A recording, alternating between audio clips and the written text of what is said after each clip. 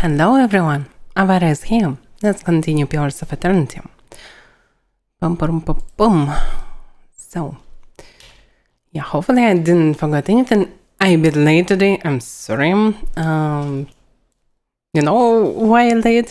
Why I'm late? Because I argued about the balance in DD. Yeah, pretty important reason, I think. Anyway, let's continue. So, I already spoke with everyone here, if I remember correctly. And I need to go to the West Tower for the heavy cannon. And I need to fix it somehow. Also, I need to visit the fort with the leader of Iron Flail, or how they call themselves. Yeah. Nope. Yes, Iron Flail. The villagers of Torment are concerned about a band of red servants, known as the Iron Flail, which has come to the mountain with the intention of claiming the battery for themselves. A group of delegates was dispatched to negotiate, but they have not returned. Reached the Red Serpent Fort, the Iron Flail has erected a fort in the mountain pass to the northwest. Any answers as to the fate of the tower delegates will lie there. Drain asked me to deal with their commander, Adaric Zendemir, and he actually recommended me to go stealthy. Yeah, it's pretty smart, but I want to speak with them. I don't fully understand their reasons. Yeah, they may be just pretty simple, like, oh, we want you still, and we don't give a damn about yourself. So, but maybe they have their own reason. Something different. So I want to check it. By the way, I want to check what was the quest to Great Sleeper. Nope, his better half, yeah. The quest is still there, so I can do it eventually. This is good. So, Durgan's battery, Iron Flail. Yeah, let's go to the west. Northwest. But mostly west.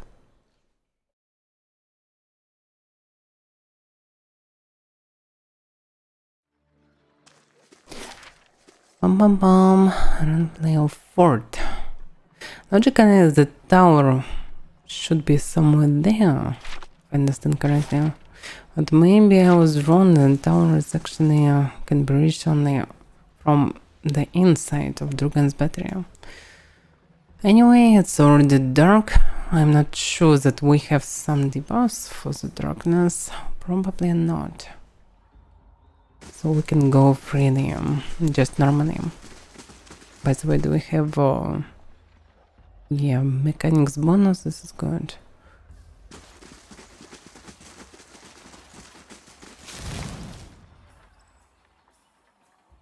It's what it is. Mercenary soldier.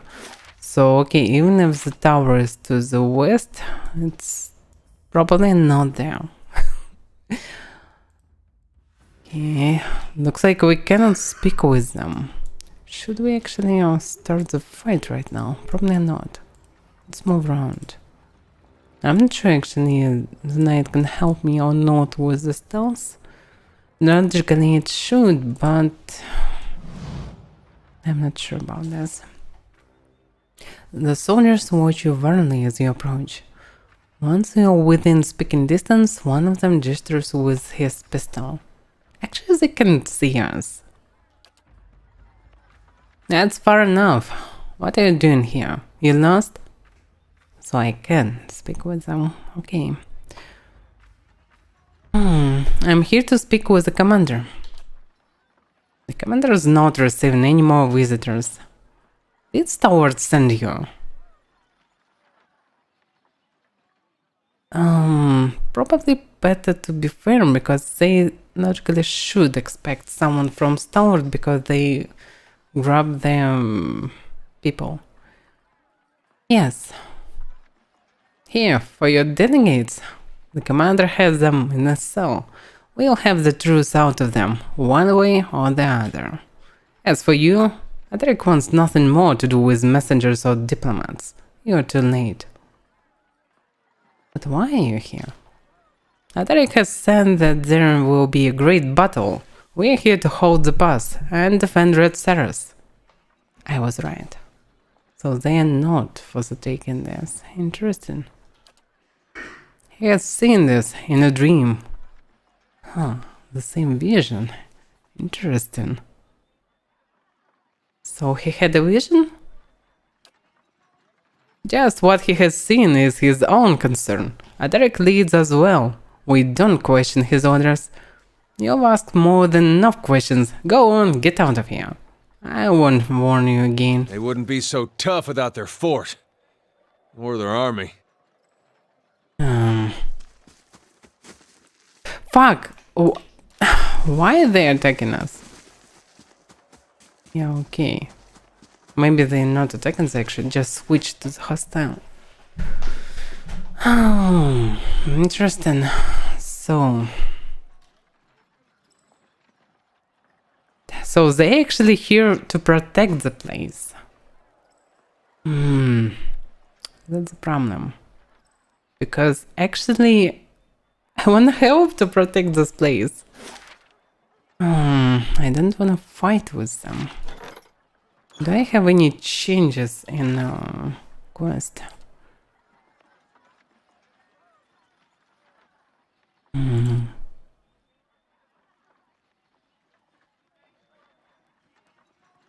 Yeah, it doesn't look like it.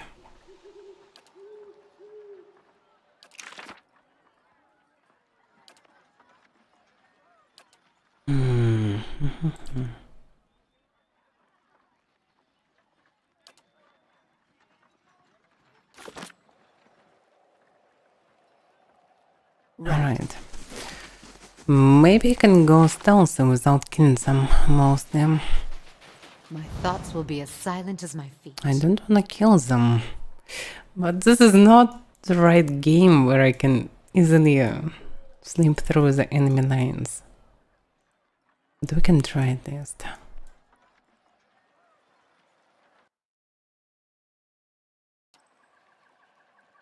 Yeah, when heavy armor, probably better to unequip it, but I'm not so sure that this will really help us. I have pretty shitty stealth skill. What about scrolls?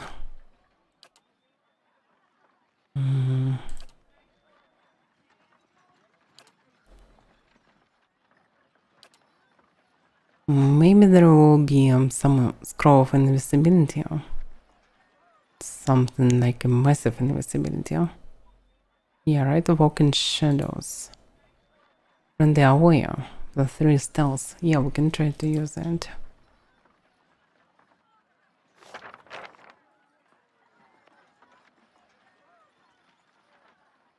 Action.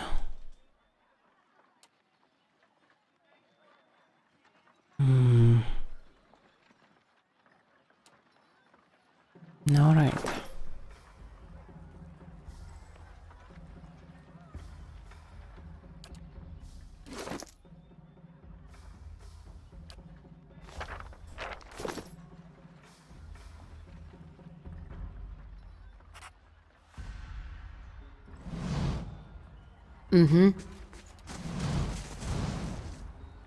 Okay, we have a bit better stealth. Maybe now we can stealth to them somehow.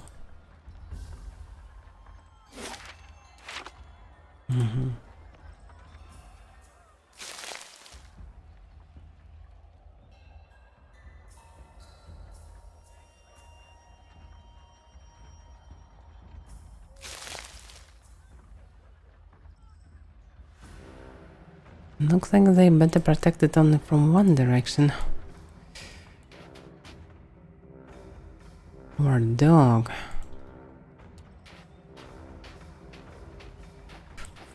controller. It's a shame that I cannot actually... Oh, fuck! Another one. So they really patrol the place. Oh, crap.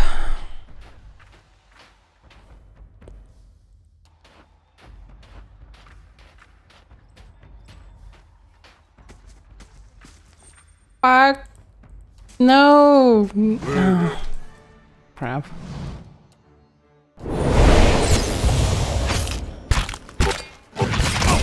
Yeah, we have failed. Damn, even more of them coming.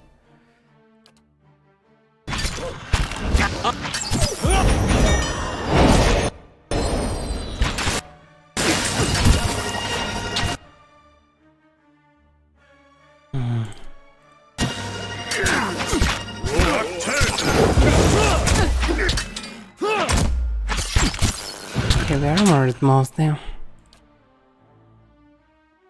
I should never. Okay, it's first level anyway.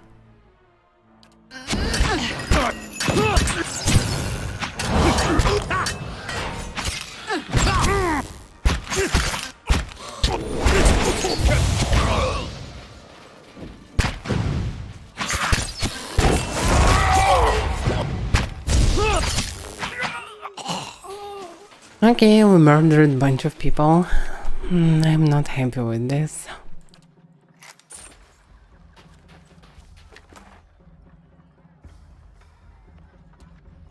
Alright, at least not all the equipment is exceptional.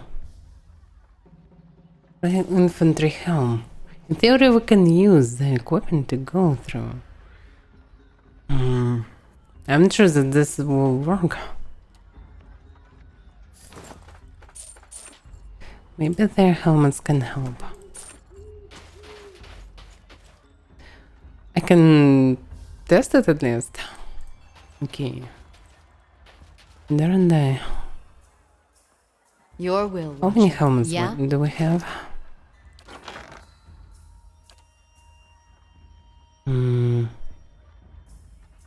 Only two of them.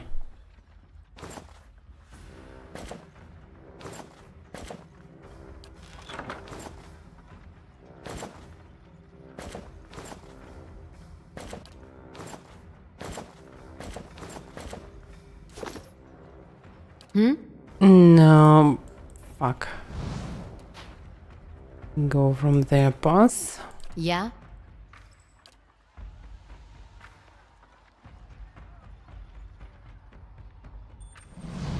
Okay, it doesn't work.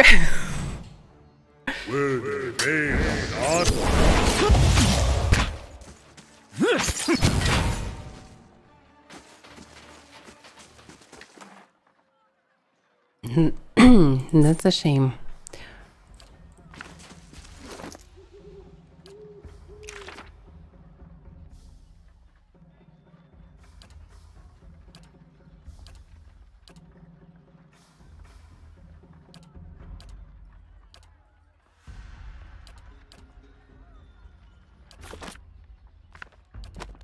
So, spoilers because we don't have some special armor. These helmets are useless. Sure. Okay. Let's try to kill less of them. It's definitely misunderstood.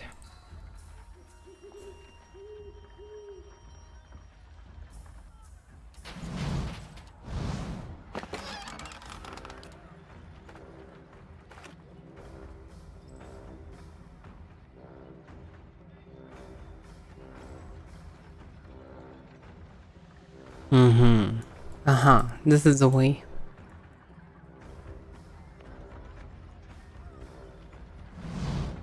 Observing from below, you notice that the watchtower at the side gate appears to be unmanned. You find no hostile faces peering over the fence either. The roof of the tower crosses over the fort walls. Climbing it may provide the means of getting inside. At this hour of night, with the chill running in, most of the noise within the camp is concentrated by the campfires. A discreet individual could take the opportunity to climb over and open the gate without raising the alarm.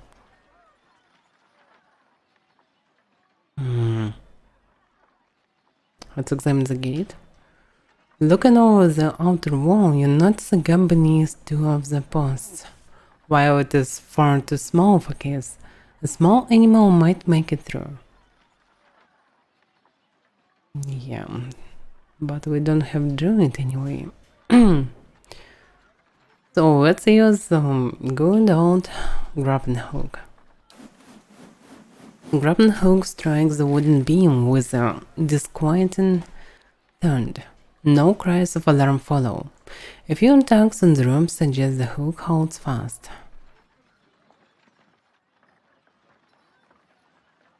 Okay, let's send... Oh, by the way, I can cast Helpless Beast to use to go through. Interesting way. Okay, send someone over the wall. Shouldn't be someone with athletic or someone agile.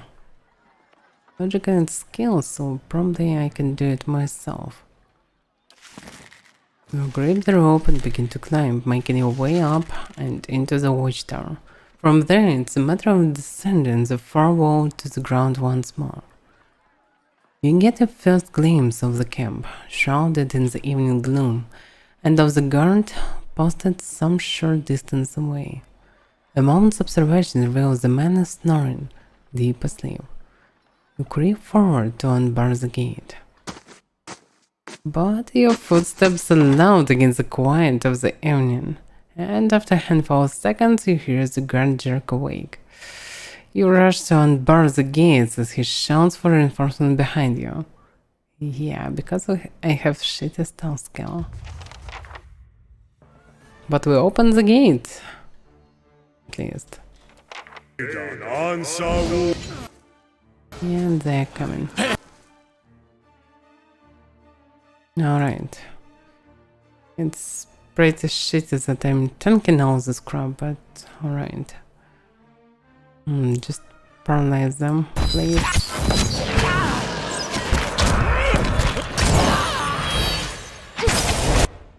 Now we need confusion.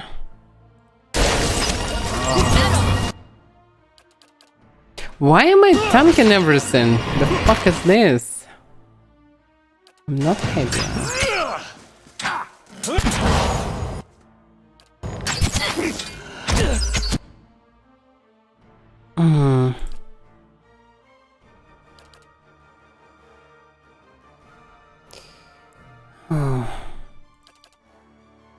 Is it paralyze it on or what?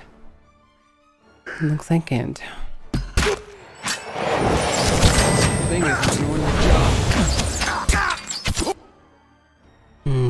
Gunner, Warog.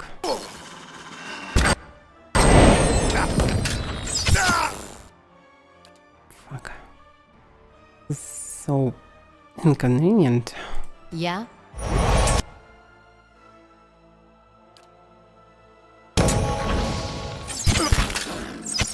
Lava.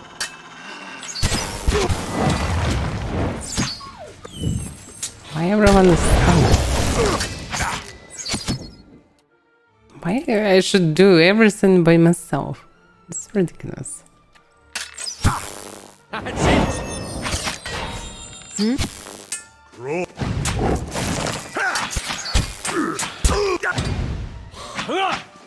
Let's go.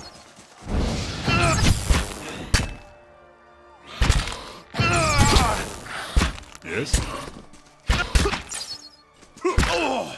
My mind feels sharp as steel. Yeah?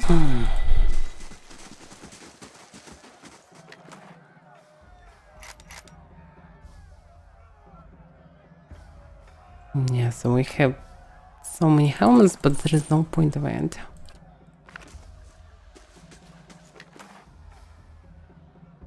It doesn't look like we have opportunities to use these guys.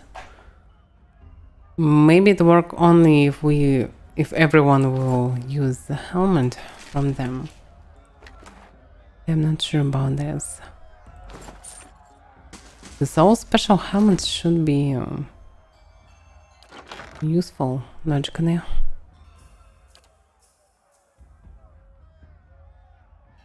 I still don't have 6 of them, only 5. It's not enough.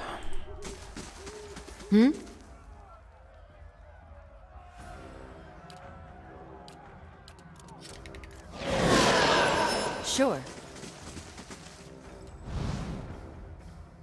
Alright, where's the camp? Siege equipment, drill yard. Why siege equipment is so important?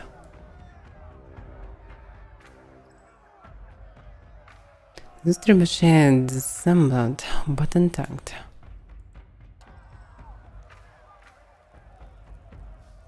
Yes, this is not the right way, but the main camp probably is somewhere there.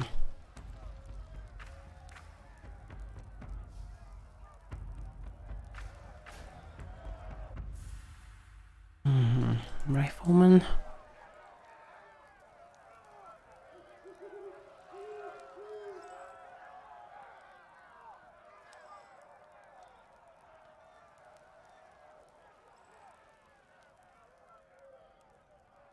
Surprisingly, it's mostly silent there.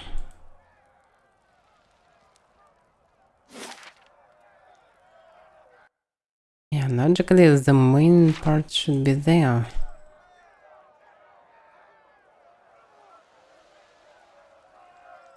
By the way, 2 corpses.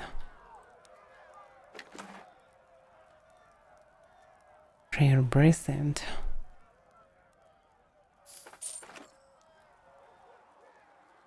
In theory, these guys can work inside. I mean, outside they expect to see intruders, but inside they're not. Maybe helmets are useful inside.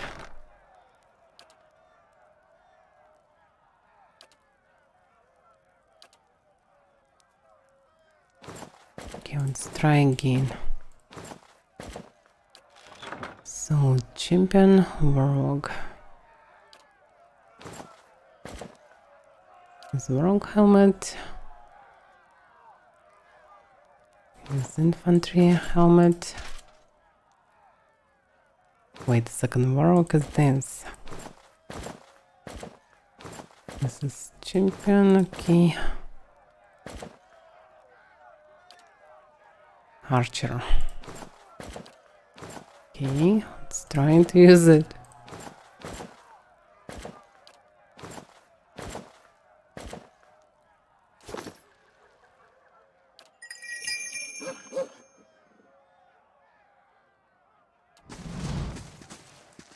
Okay, let's try to go openly. Yeah, it won't work. I get it. Yeah, and this is already combat, so it doesn't work like this.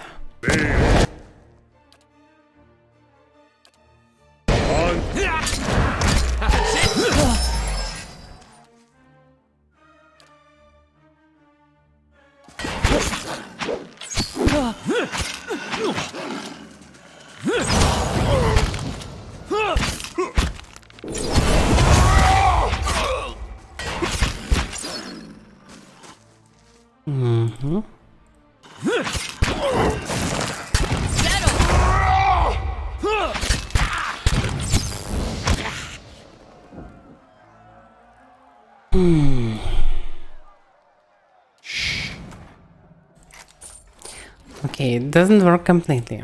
Huh? At least I tried.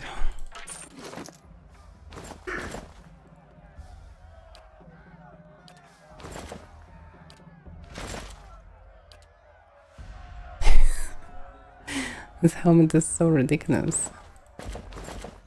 Maybe I can use something this. Actually, this weird variant, yeah, it looks bad as well, but surprisingly less bad than previous. Oh, maybe this one. Okay, mostly fine. Looks pretty decent. Right.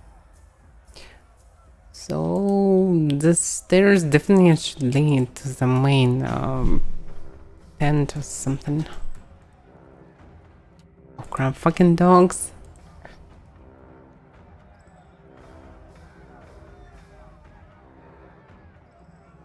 Stupid doggo. Can I just go away?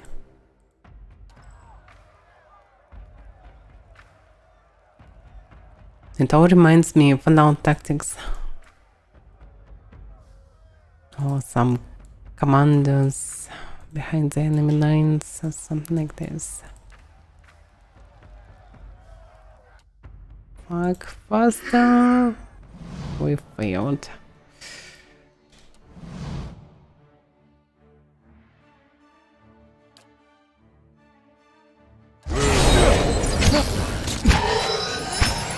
Yes, I stunned him. And after stunning, he's lost his spell? Oh, he cast it actually. Okay, this is fine then.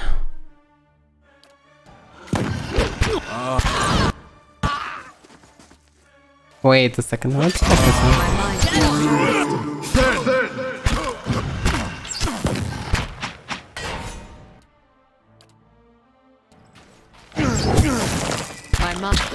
Confusion really good stuff.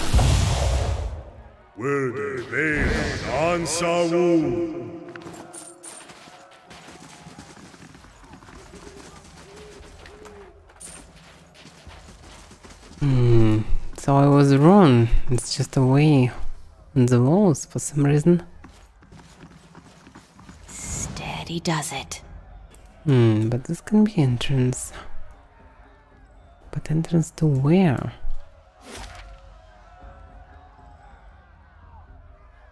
I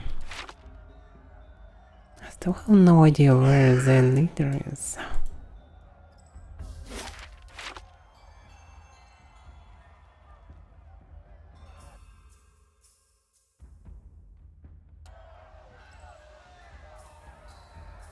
Yeah, this looks like a main place. At least I didn't kill everyone.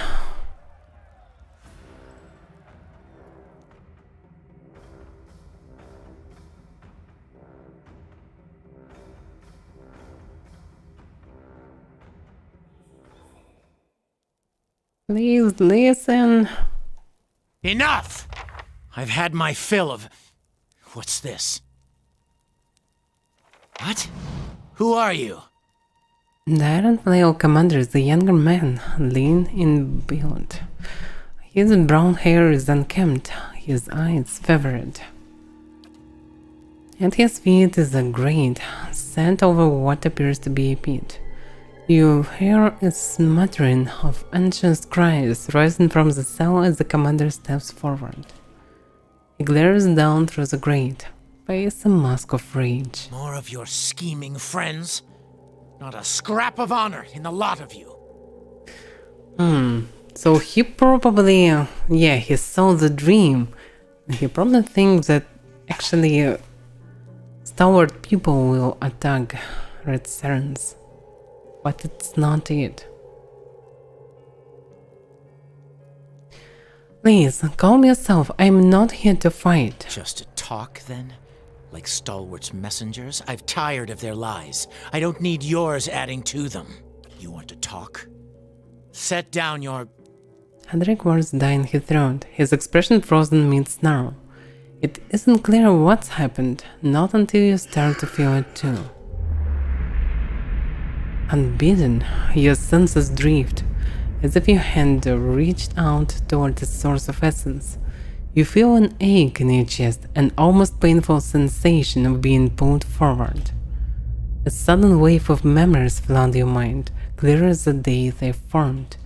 You see a dim campsite, ravaged by the bivouac, the house of Kaednula. You tread wet cobblestones beneath Copper Lane, seeking the leading key. You climb winding steps to the top of a tower that parts the clouds. The images wash over you, tracing lives and emotions from 100 different times and places, not all yours own. Slowly, you become aware of the sensation of being watched.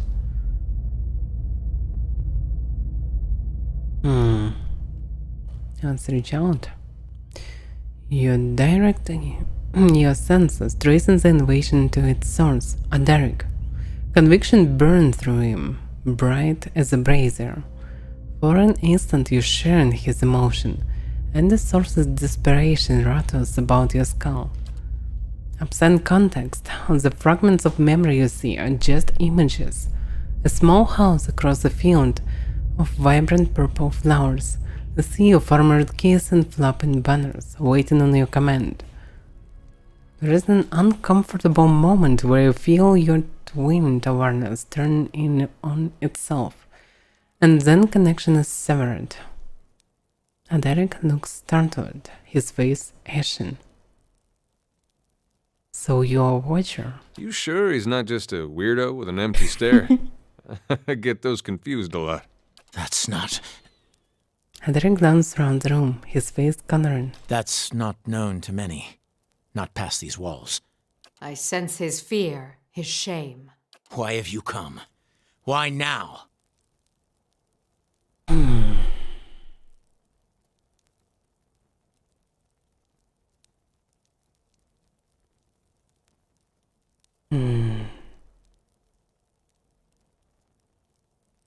Damn, I have a lot of questions, but I'm not sure that I can actually ask every one of them.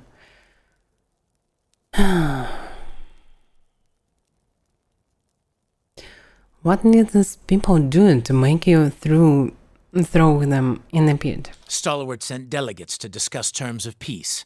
I offered them the opportunity. I was generous. Adaric paces a few steps before he gets out of himself. But Stalwart sent soothsayers, not diplomats, to frighten us with stories of the moon going dark, the earth shaking. It's true! It's all true! The waves will swallow us all! Oh. A shrill voice suddenly rises up from the pit. Adaric stomps down angrily on the barns, drawing her out. So they saw some sort of vision too, probably.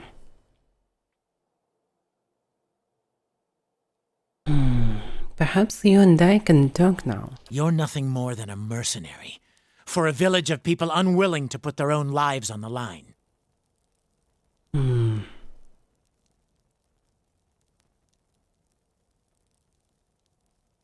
don't think you overreacted a little? Don't play the fool with me.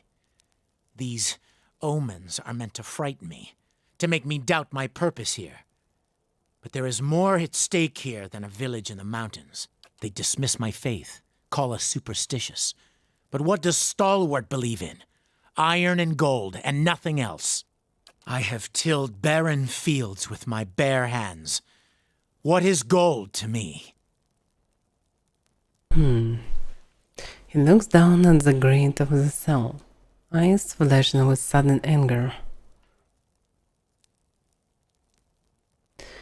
But what do you want with Stalwart anyway? With a village of fishermen, nothing. But they cling fiercely to the forge you gave them. Some of the men are here for gold and good steel, and I promised them their share. But I came for cannons. With the battery's cannons, we can hold the pass. Rayed Saris has suffered enough. Its sons and daughters have nothing. He looks at Inder, jaw working. We won't survive an attack from the Deerwood when it comes. Not unless we act. There is an army coming. I've seen it. Pouring down from the mountain. It will crush Stalwart and come for Rayed Saris. Yeah, but maybe better to use cannons to stop them. Oh, that is gaze in distant. The iron flail will be the wall that safeguards my homeland from the worst these fire worshippers can bring to bear.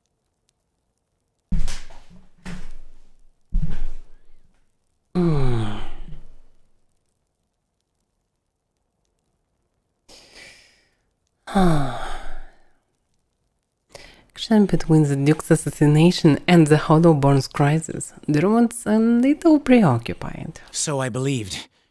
Hoped, maybe. But that only means they're angry. They'll look for someone to blame, an enemy to fight.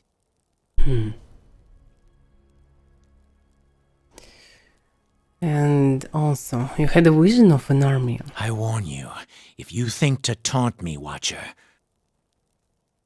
I had a vision too. In mine, I saw Caed Noah reduced to rubble by an army that shook the earth. Doubt crazes Sanderek's brow. His men exchange looks, waiting tensely for orders. why would they turn on their own? No, you're trying to trick me. This is all another distraction.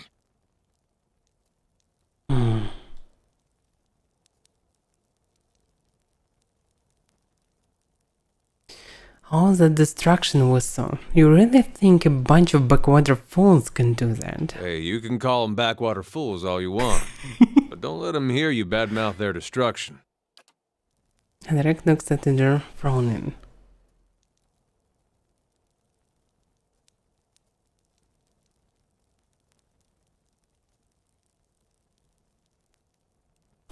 If you fight, you die here. What good are you to Red Ceres then? Does your conscience prick at you? Don't waver now. You hear the creak of armor as his soldiers ready their weapons.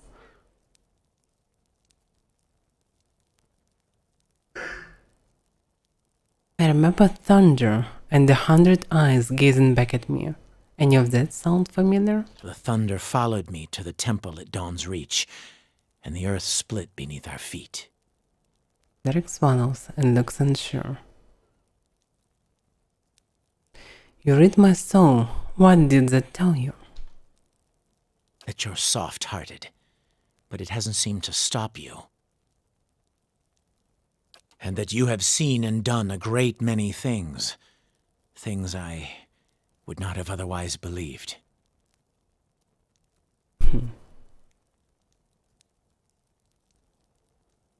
We both know something coming. Maybe two watchers can figure out how to stop it.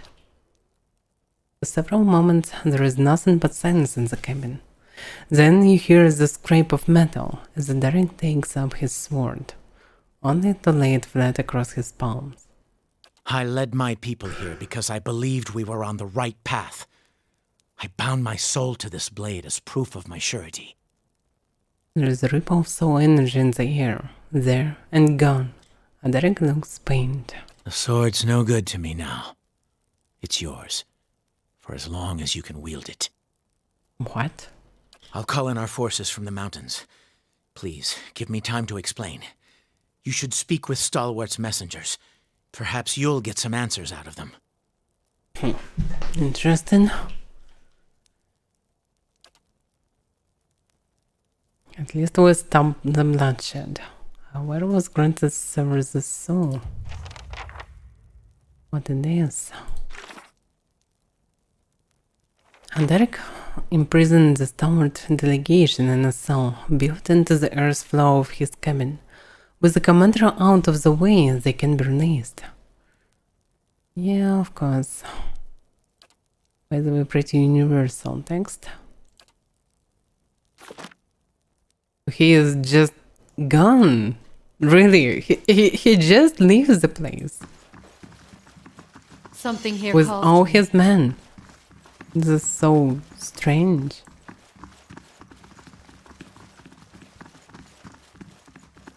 No, okay. This is weird. Steadfast, soul-bound. Universal one. Search pierce, blah blah blah.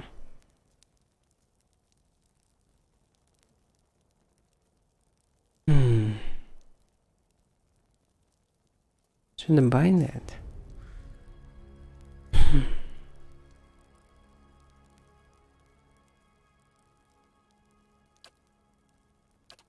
Probably this is a good sword for a deer, for example. It's already exceptional and can be better. But otherwise it was a leader. For the watcher. Damn it. So inconvenient. I'm already using Grey Sleeper. And it's actually pretty cool. And I don't really want to rearrange skills again. Oh, damn it. But probably I will need to do it. Because it's overall eventually will be probably better than Grey Sleeper. Maybe not, I don't know.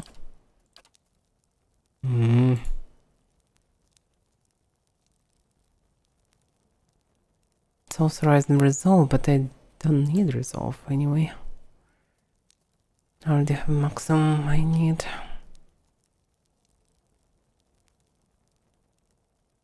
But actually, by rearranging skills, I can lower it because I've used it fast, but maybe it's not that rational. Okay, anyway, let's look around first.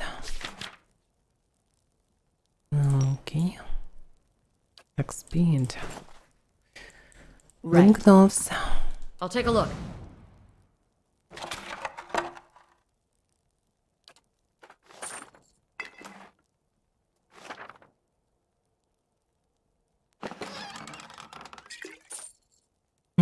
The Night of Dawn, Red Sun, Maradia Play.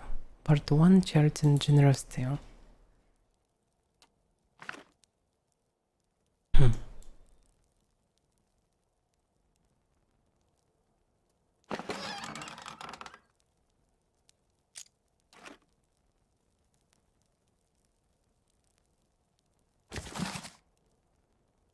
Under customs.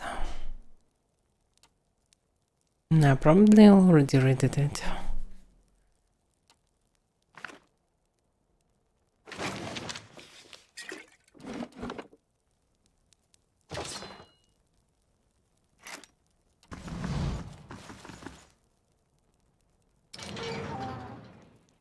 Alright, let's speak with them.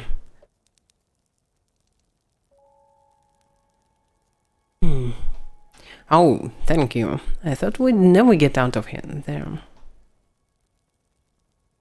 Are you hurt? No, a little bruised perhaps. The cold was the worst part.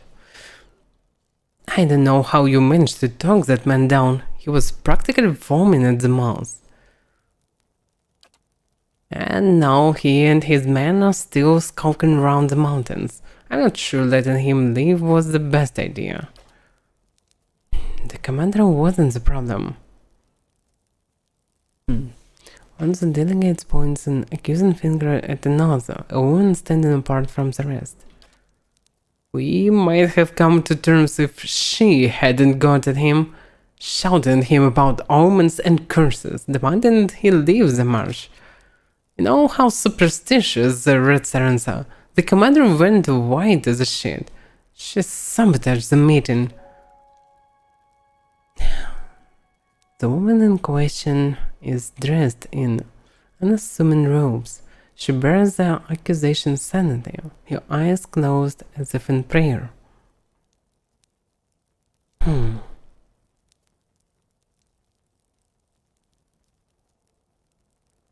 Care to explain yourself? With desperate speed, the woman suddenly lunged sidelong towards a nearby wreck and seized the dagger lying there. She set the blade to her own throat. Oh my! Really? Why we can stomp her? But yeah, anyway, can read her mind. So, unseen to all but herself, the dying woman's soul essence goes in thin wisps about her body. It only grows brighter as her corpse stills. The remaining delegates stare in horror at her pooling blood. What just happened? Damn it, now we'll never get an answer out of her. Who knows? Let's read the woman's soul.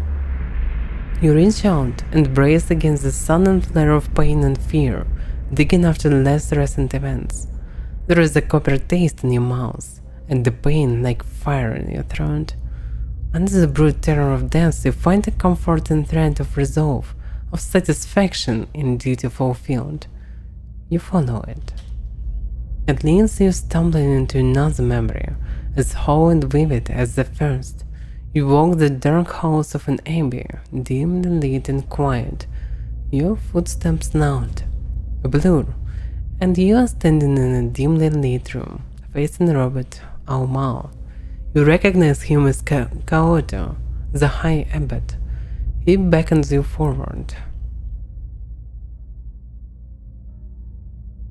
Let's examine surroundings. You're in a wide, rounded chamber. The tiles beneath your feet are covered in strange current symbols. You recognize them as symbols of Ondra, goddess of sea and memory. The memory blurs. When your sight is clear, you are standing in front of Kaoto, and he is smiling gently down at you. Drive the raid series from these mountains, and you may yet spare many lives.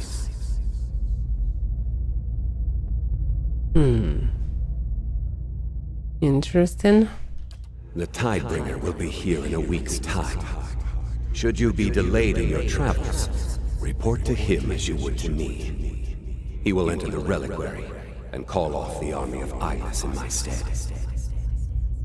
Army of Iris. Yes, this is definitely the same. Creatures that destroyed the dwarves in Dugan's battery. Deadbringer in a week's time.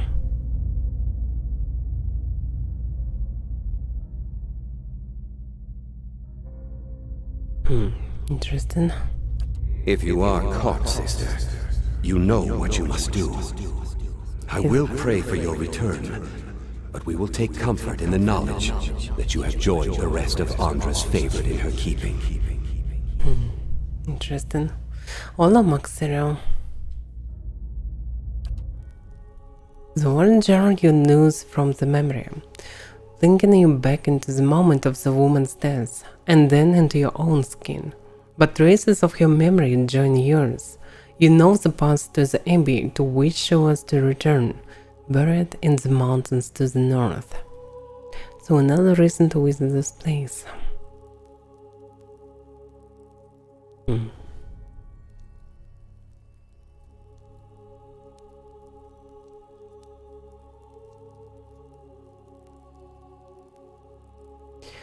Do any of you know what a Tidebringer is? Tidebringer? That's something they used to talk about in the Temple of Wonder, I think. It's a person, title, I mean, tends to be used in the more devout circles. Do you know a Kaoto? Kaoto? Oh, yes, he came through town some time back, stopped by at the Temple of Stalwart. This was just after the town decided to rededicate it to Abaddon. He didn't seem too pleased about it. He was dressed like a priest. Maybe he took offense. He is an Alma, tough fellow.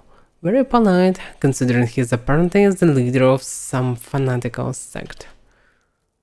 I think it's clear that we haven't been the best judge of characters recently. And what about the Ides? Have you heard of them? The Ides? The figure of speech. Well, when you can't remember something. You say, must be the Ides took it from me.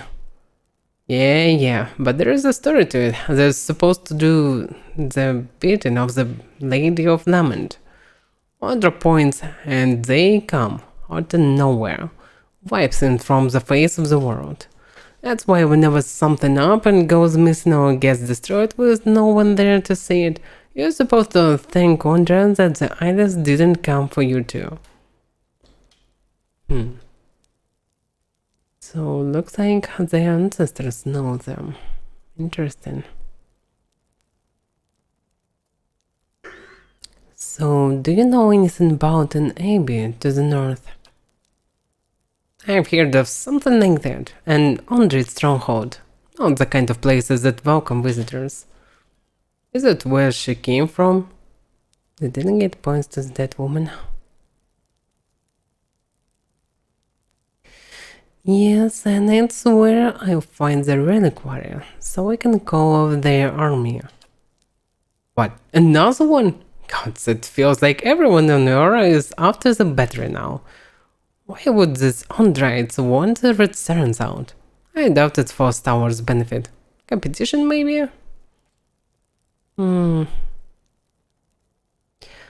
Looks like I followed up their plans in any case. If you do mean to go to this abbey, be careful. There have been stories about traders wandering north and getting scared off or even killed by strange guards. A secretive bunch. I suppose you could always try to sneak in. I doubt you'll be welcome otherwise. It sounds like this Tidebringer would be welcome. I mean... Maybe. Hi, Zerog.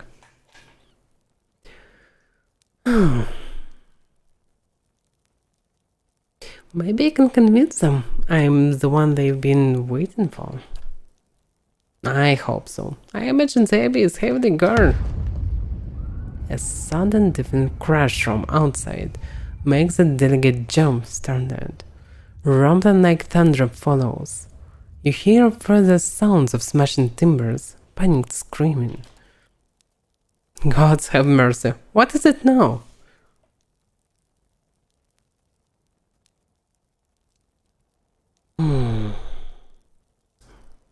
Stay put, I'll take care of it. Yes, well, we'll wait here, inside.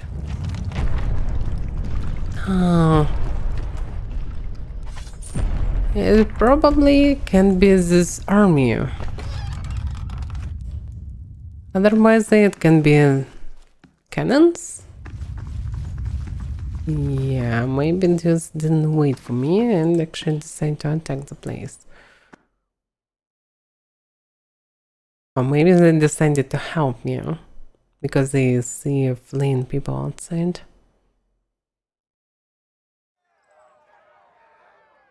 Oh fuck. This is Zydus.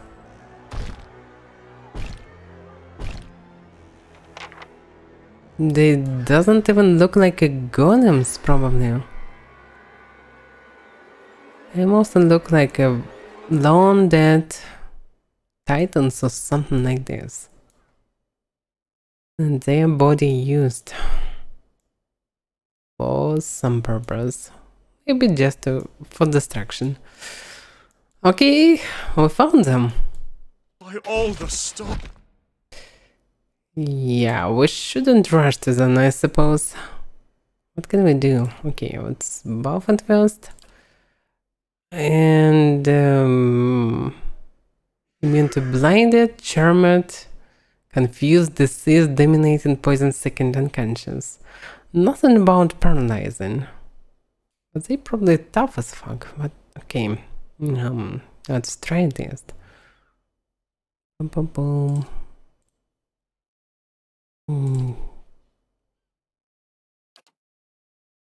It would be nice to paralyze them a bit. This one is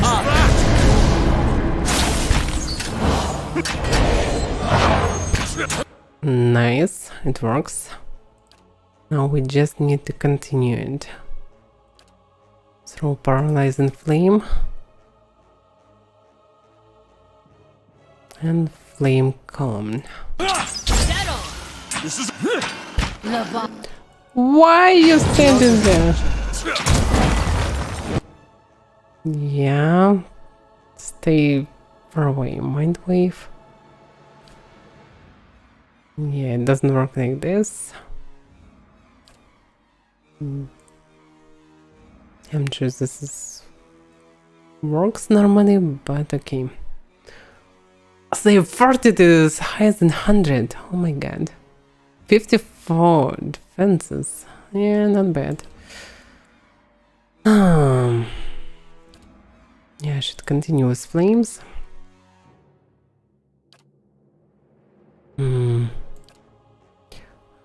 Actually, we still can just continue doing what we're doing.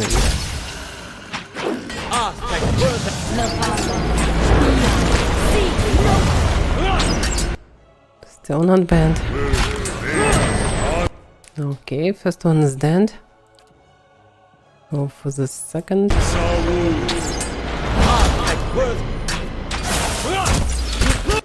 So the key is control. Better to just control them non-stop. And it will mostly work normally.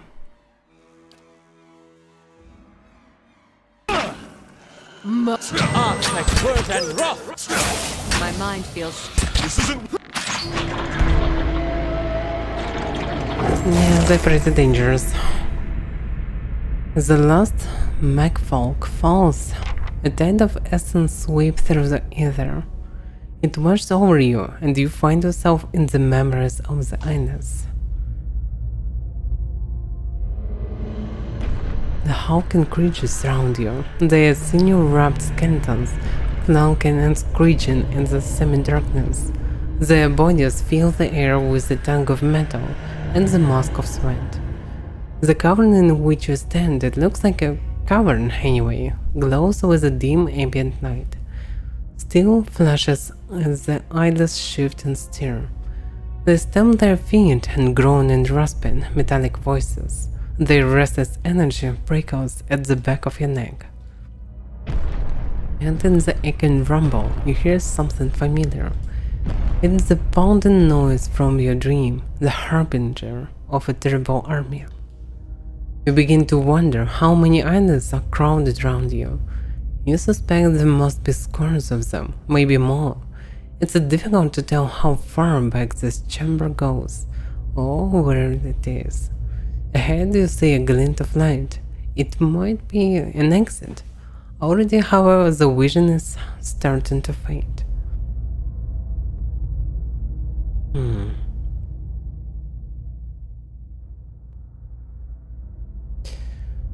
Oh, it's interesting to investigate further. But glint of light can tell me where it is, but do I really need to know it? Okay, let's explore further into the chamber.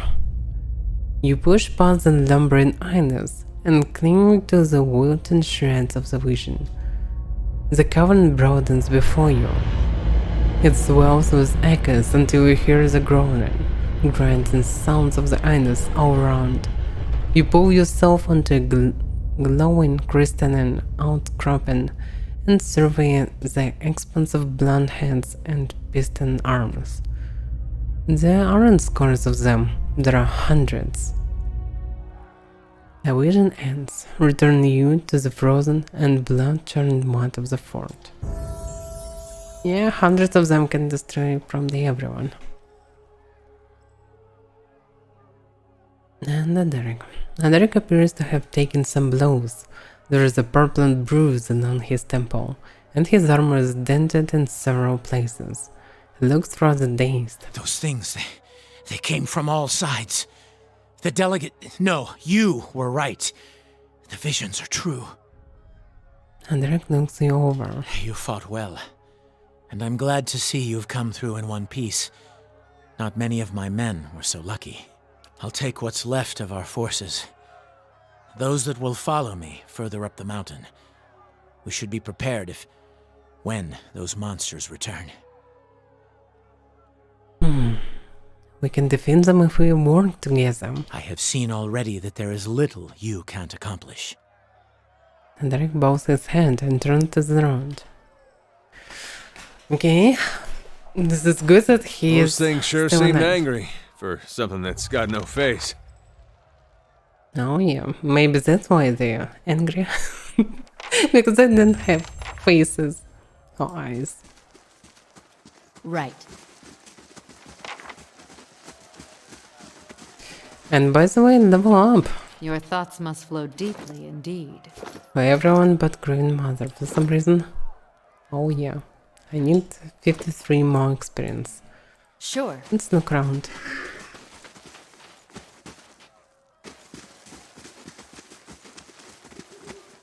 These scones have been recently washed. The dirt and mud beneath them is flecked with darker stains. By the way, can I bind the soul of the sword right now?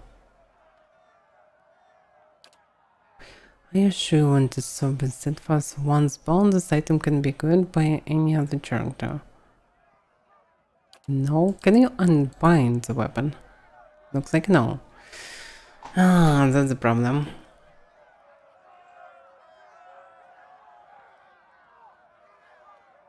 But this looks like a main weapon.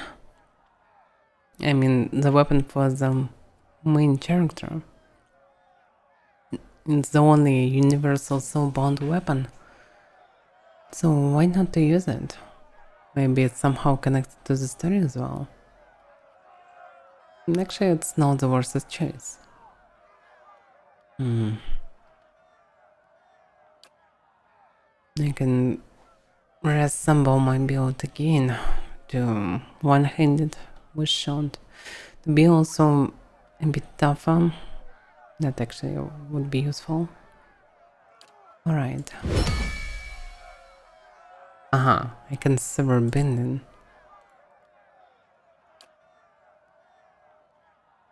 Or not.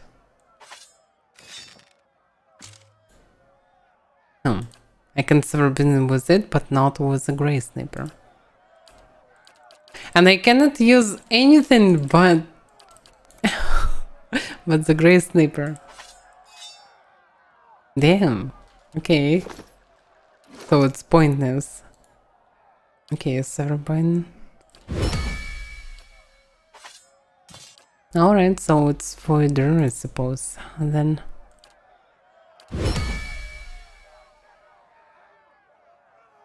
because I can use swords normally.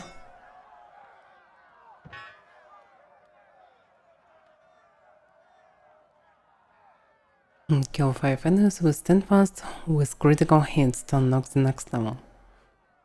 The chance is not that big actually for this.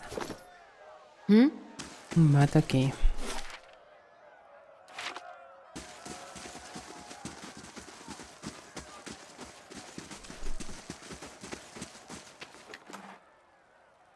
Vessel flesh, yeah, I was right.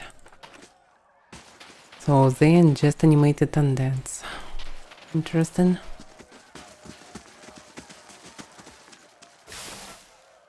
I found Doggo, or pup.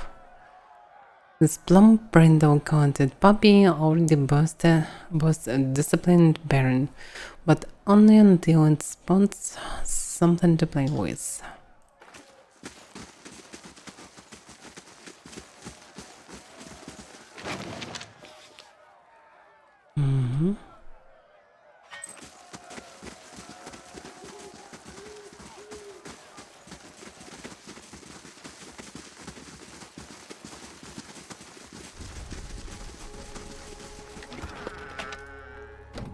This may prove useful.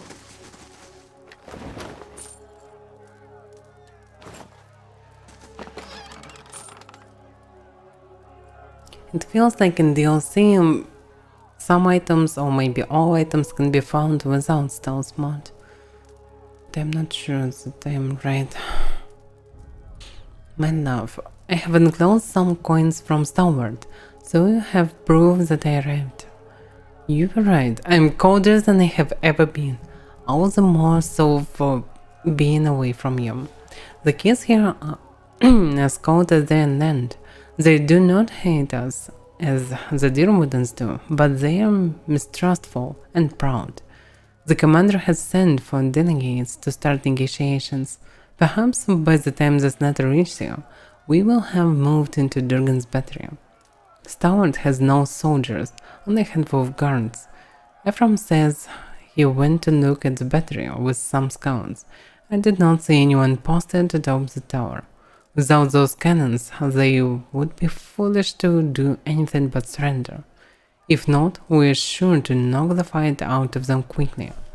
The commander says that once the battery is ours, our presence here alone may be enough to make the invaders to think twice. Who would face us with the might of the battery at our backs? I write too much of battle, but only to assure you that we are well. I miss you. The mountains are beautiful. I hold hope that you may see them for yourself once it is safe for you to join us. Yeah, it's definitely not safe.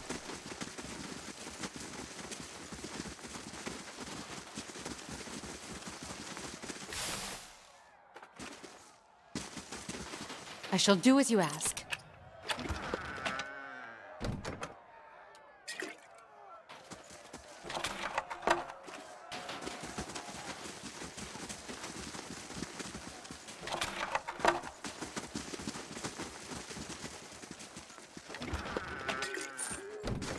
Only some crap in the note. Nothing really special. Wait a second, darkest cookies. What the hell? In this?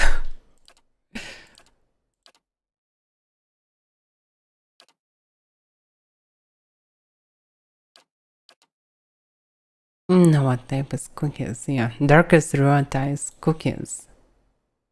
Private only by adherents and their love for sweet things. Their royalty count many delicious desserts and rich trends among their famed recipes. One of the most revered by wealthy connoisseurs around the known world is the darkest royalty chocolate cookie. It has become a courtesy gift among royalty ambassadors, with many foreign dignitaries warmly receiving any royalty delegation simply in the hopes of receiving a batch of their revered threads. Interesting. Looks like it even more popular than the sweet roll.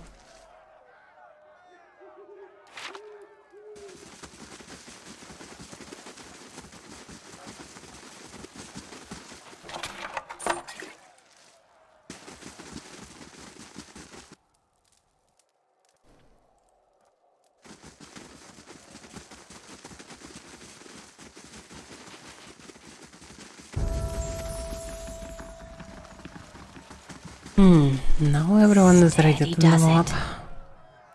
Okay, let's do it. But first of all, Curse of Cold Clay. Local wards have released bounties for the capture of whoever is responsible for what. Okay, all across the Eastern Reach, people are being buried in graveyards and returned from the dead as vampires. Examination by locals has revealed that animancers had tampered with several grave sites prior to the burial. Local lords have released bounties for the capture of whoever is responsible. Unfortunately, the rapid spread of the events lead many to believe that the group, not a single individual, is behind the experiments. Pelagina traveled from Hangman's Abbey to the Bay of Crowns, investigating the various rappers of vampires' appearances. In each case, Pelagina discovered that the grave sites had elaborate glass, copper, and hydro devices buried around them. The distinctive intricacy of the devices was traced to a valiant dwarf that had been shunned for his unpleasant practices in sauna and incense. When captured, the dwarf claimed his intent was not to create vampires, but to restore life. The vampires were created due to the dwarf's inability to solve a fundamental problem with his machinery. The incredible frequency of the dwarf's activity was not due to conspirators, but rather his extensive use of drugs that kept him awake and frantic for days on end. Once confronted, the dwarf put up no fight and allowed himself to be taken into custody. When Paladin left him, he was awaiting trial in Tenair. Okay.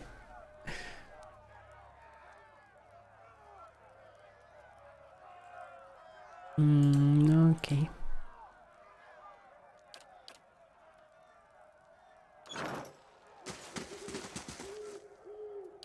So, level up. Boom, boom, boom, boom. What am I? Horizon? Athletics, lore, mechanics, survival.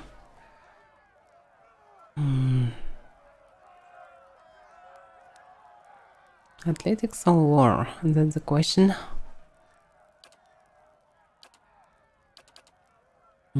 Yeah, better to upgrade lore, so I can use it sometimes.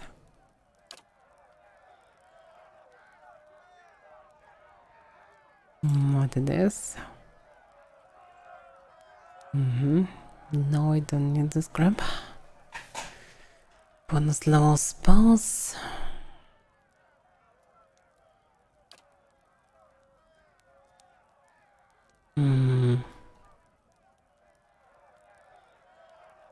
Yeah, the problem is I don't exactly remember what am I using.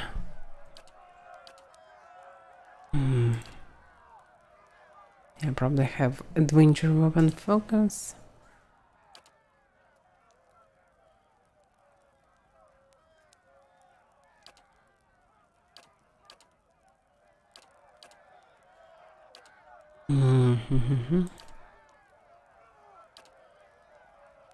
I definitely don't want to lower the attack speed.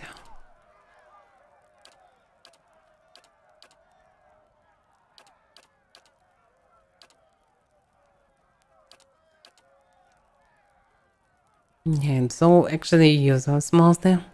Plus 10 will not save the day. Even Hound with plus 25 cannot really help. Oh, so there's no point of using it.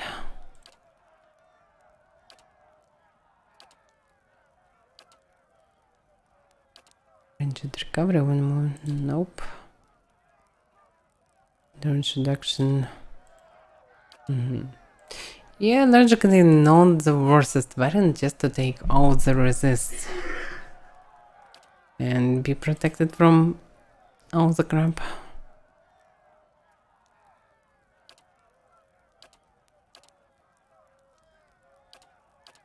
But also one binding is actually useful. I'm often focused and need to restore my health, so it can be useful. So let's take it. Field range is twice lower, but can be used on others. But I mostly need for myself the stuff.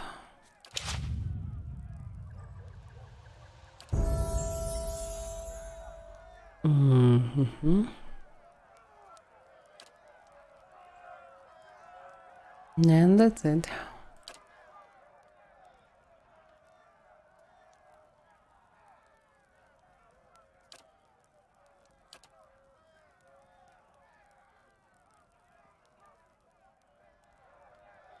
I'm not sure what I need. Focus and specialization is already there.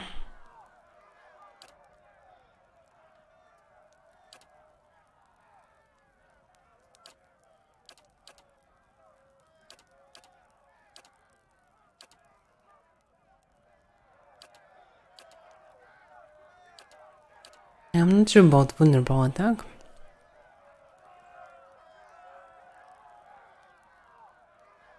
I will just lose the bonus of attack speed for dual wielding. I'm not sure this is really good. Same crap. Yeah, just passive deflection is key variant, but he is tough already. So probably better to take utility.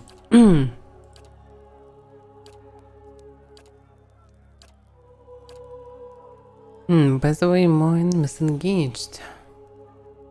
Actually, we have so many minutes, so it's not that useful.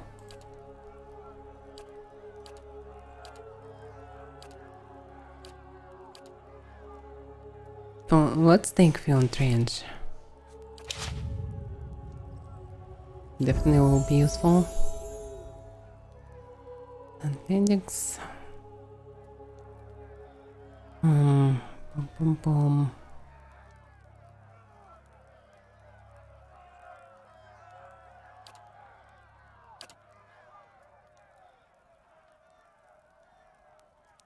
I'm not sure what to choose. Plus might, plus constitution, plus resolve. Dexterity, perception, intelligence. Increase targets.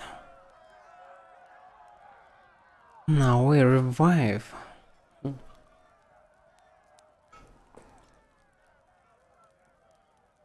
The problem is it will be hard to control it. He mostly uses summons, so okay, let's take summon. And summons are always useful because they can tank some damage, plus can even do some damage as well.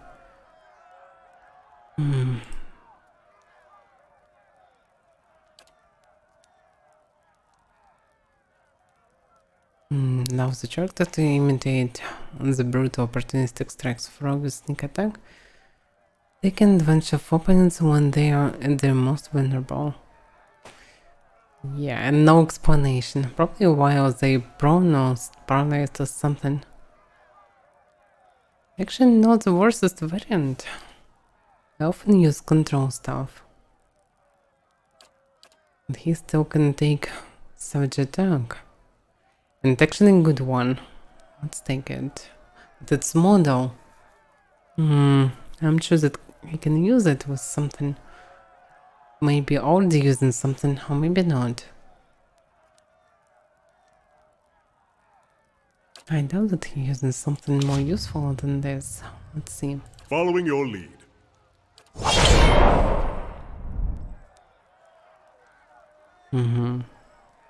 Yeah, most of them. Hey,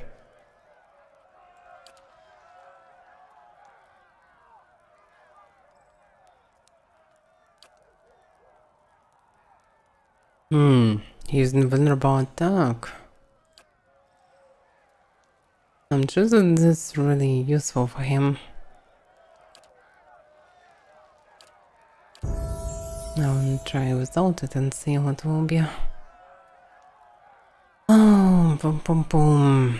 He don't need anything from this. But maybe can be used. Athletics, just to heal himself. 6th level. I learned almost every spell in this game.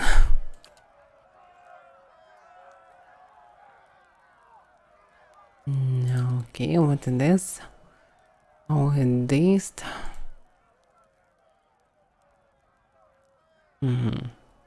Just debuff. Second. Oh, and paralyzed. Yeah, this is actually more important. Versus wheel. Paralyzed versus wheel for 8 seconds. Very good one. Okay, this is a very powerful spell. I need такой. Oh, what about this? Just boost to fighting. Okay. And the talent. Boom, boom, boom, boom, boom, boom. Actually, bonus 4th level spell is not that bad because there are a lot of good spells in 1st level. And especially confusion. But maybe he can take something else.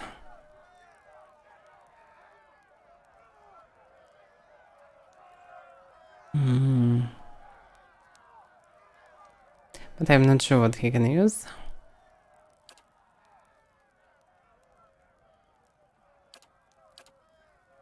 Graceful retreat.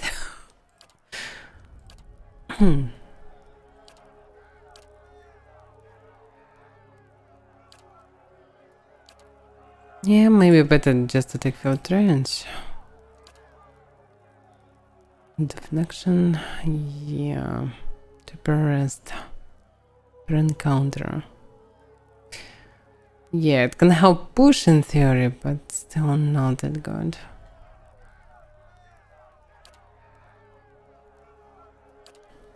Okay, let's take field range. Very useful stuff that I should have for everyone.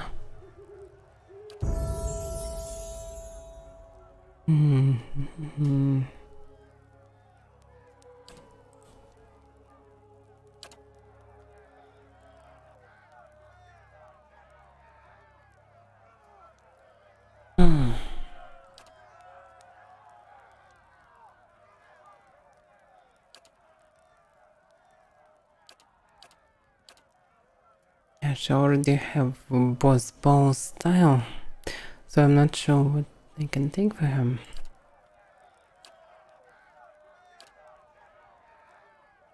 Yeah, maybe this passive. 20% of hits convert to crits against target with no endurance. I'm not sure what is low endurance, but still. Oh, hello, Dex. By 5. Maybe, I'm not sure. I didn't stream for 2 weeks because I landed with COVID, so now I continue again.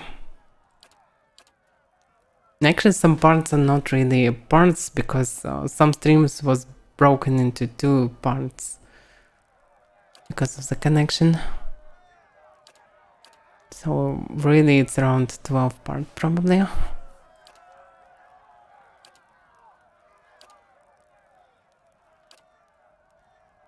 No, okay, I'm not sure what to take for him. Let's take Bloody Snaughter. Face it for damage, why not? She's a damage dealer. Okay, and the last level up. I need to keep points for mechanics. Reset. And I don't have much choice, looks like.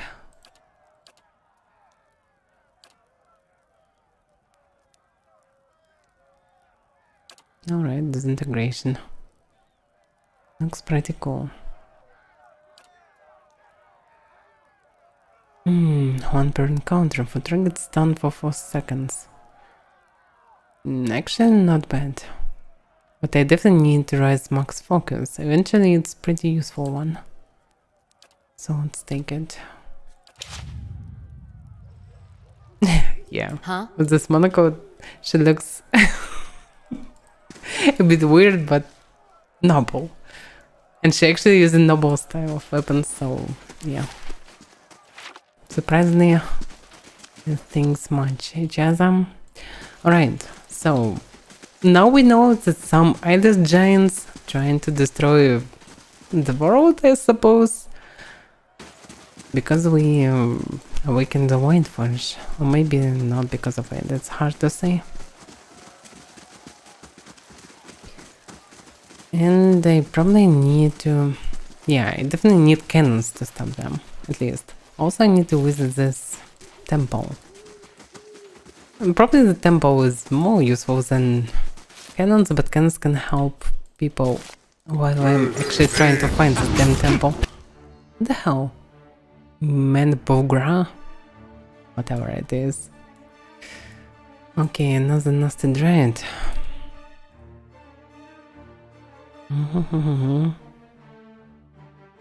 Yeah, I didn't prepare the spell, that's the problem.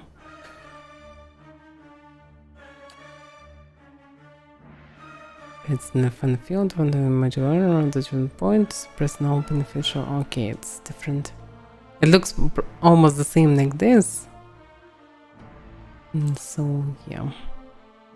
It's a bit tricky. Okay, and paralyzed sand.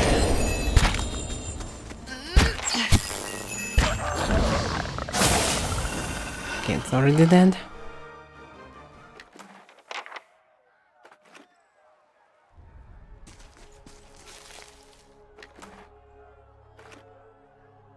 The devastation to the surrounding forest reached nearer to the horizon. Right. Yeah, they probably didn't like that people built fortress here. Fortress from the wood. So, the apple of the full moon is there. But what about the west tower? Looks like I need to go back to Durgan's Patria. Let me check the quest. Boom, boom, boom, boom, boom, boom. Find out how to call off the army. Yeah, because otherwise this army will destroy everyone. Oh, one of the tower delegates was a fanatical worshipper of Ondra, who killed herself before she could provide answers. I learned from her soul that she came from the Abbey of the Full Moon, and that the Abbot there knows of the army, and is able to call it off from a place he called the Reliquary. If I can reach the room, I may be able to stop an invasion before it begins. The Abbot also mentioned that someone called a Tidebringer would be coming to replace him. That information could prove useful in infiltrating the place.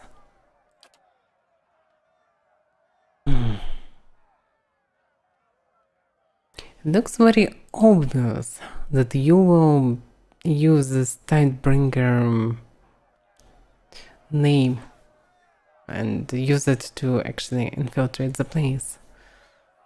But I'm not sure that this is the right decision, because I know nothing about this Tidebringer, and I have no idea is he already in place or not.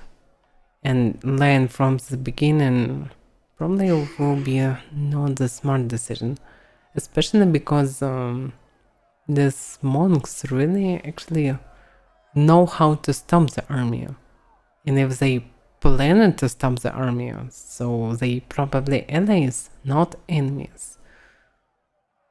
I should find the way to speak with them, not to lie or fight with them.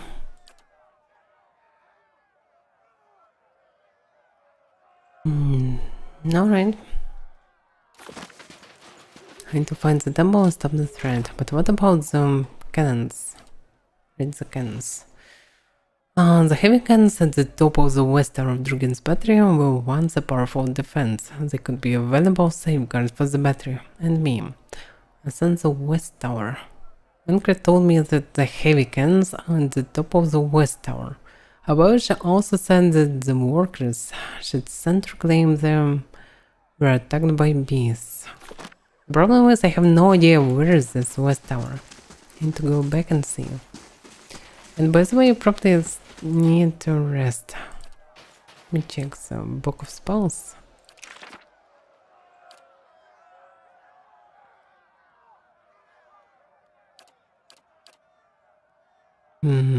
Frozen Pillar? Nope. Yeah, this one is enormously useful. I need to place it. Oh, it can petrify. Wow, yeah. Yeah, it's also pretty cool. Yeah, this is mostly useless. The same for this.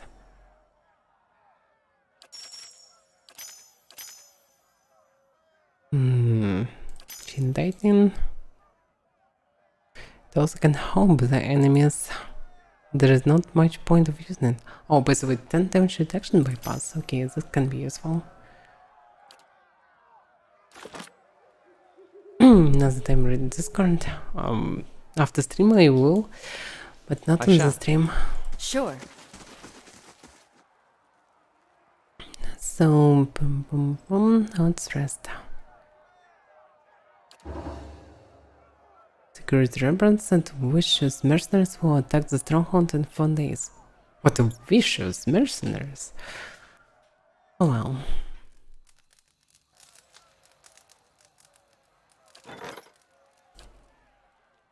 Yeah, it probably will be anyway out resolve, so I cannot do much. But I have 3 days I can finish the west curtain wall. So it probably can help a bit. In theory I can run back for this, but I will waste 2 days, what's the point? I can just rebuild whatever they will destroy. I have money, so I can use them.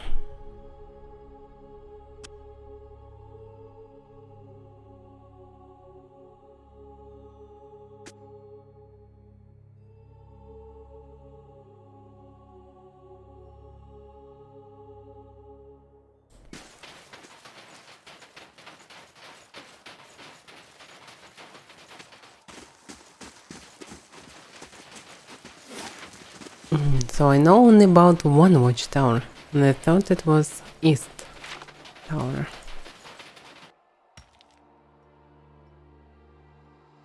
But actually I can see the cannon, so maybe this is the right tower. I have no idea. Let's check it. It's to the east, to the Drugan battery. But actually, no, I still have no idea. Maybe it can be this tower and can be accessed through the Drugan's battery. I don't know. It probably will be faster to just check this tower first. Yeah, no problem to enter it, and definitely not this tower. Okay.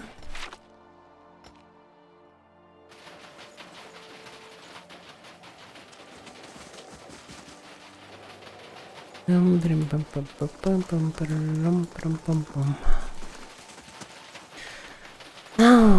it's good we have double speed. Otherwise it will be too non.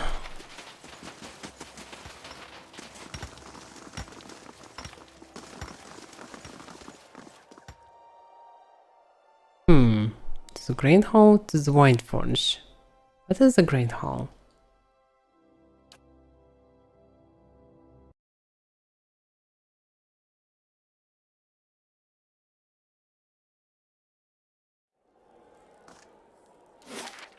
Oh, I don't know this location. What? This is probably just a restored place, so that's why. Don't say anything at the beginning. Let me see, by the way. Yeah, the problem is should be people inside. Everything started shaking. Thought the same would collapse on me. And nature of these tremors. We shouldn't have disturbed this place. It's a tomb. Oh yeah, this looks like a way to the tower. But there must be some monsters that actually stopped the workers.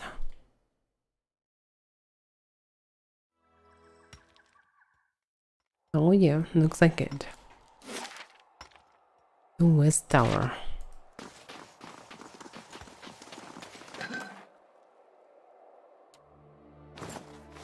Yeah, by the way, I found this glows to attack speed.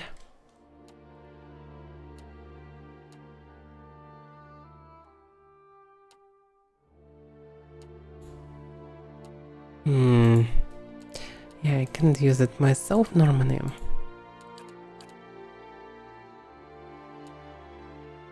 Accuracy already very high, so 15% attack speed will be better.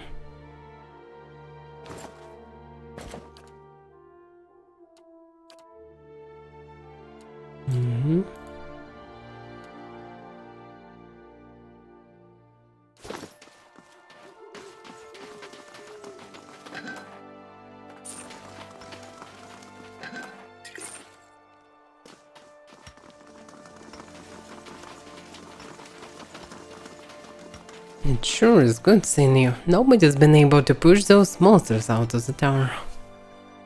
Oh yeah. Actually, I'm not sure that we can push those monsters out of the tower, but let's try.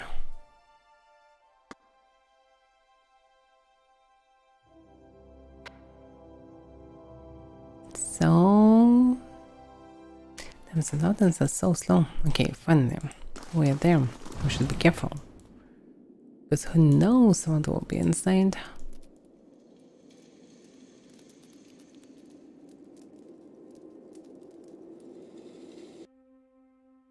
Skull drugs.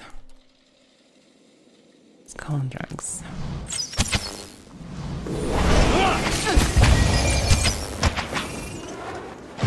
So just small dragon-like creatures. Small dragonids. Okay.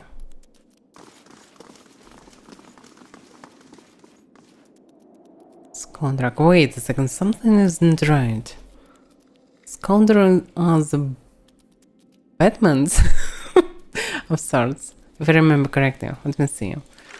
Jones Encyclopedia Bestiary Skulldrag. Yeah. Skulldrag. Okay, so I should expect these big boys, but probably upgraded versions, because regular Skulldrag is just first and third level. Oh, I'm being featured. Nice. Thank you. I shall do as you ask. Right. Yeah, there can be drops. Greater Flame Blade. Not what I can expect. Oh crap, a lot of them.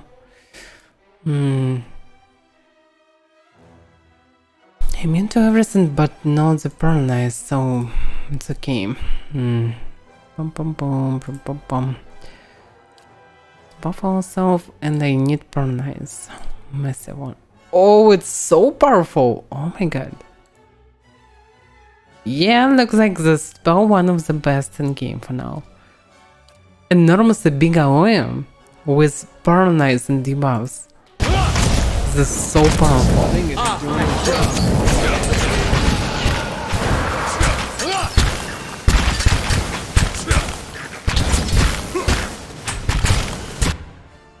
Yeah, I should stop dying actually. Would be nice to stop dying.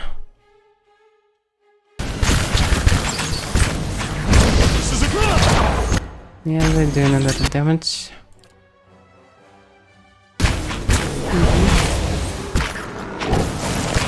Oh shit. Oh,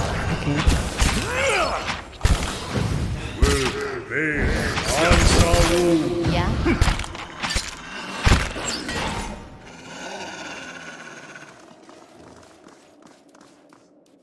Huh? okay, can be worth it.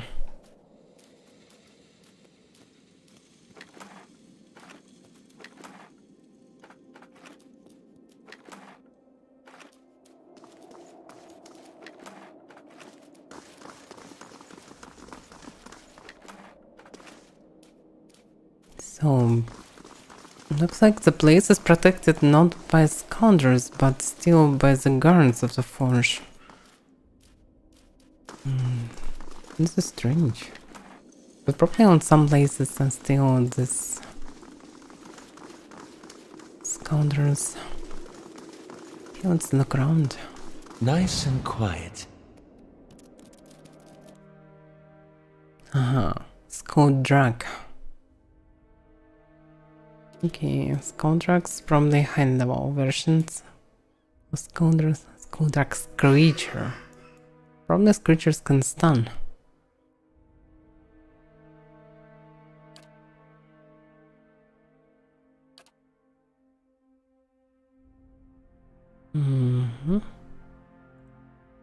Following your lead.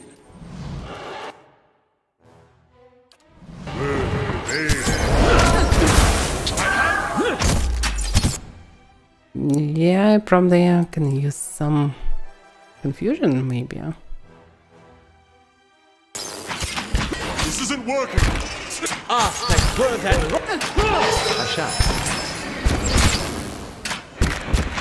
It's one Lizard soul is most useful. Just stand and just attack them.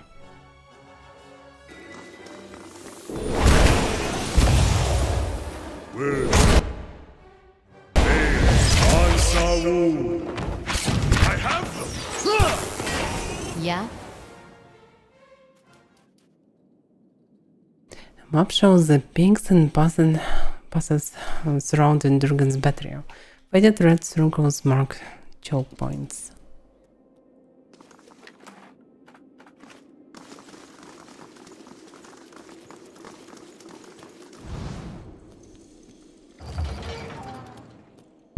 Crystal Eater. A lot of spiders. Should we really enter it? Maybe better to just lure them. Yo, dudes, look at me. Food. Why you run to tank there? This isn't working.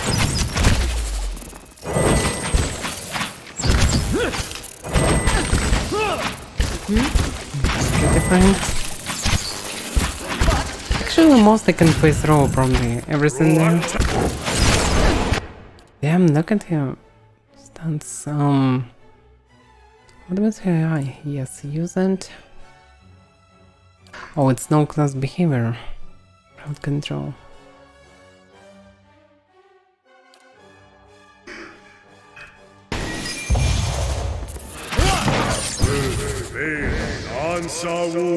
Yeah, this way shall be more useful.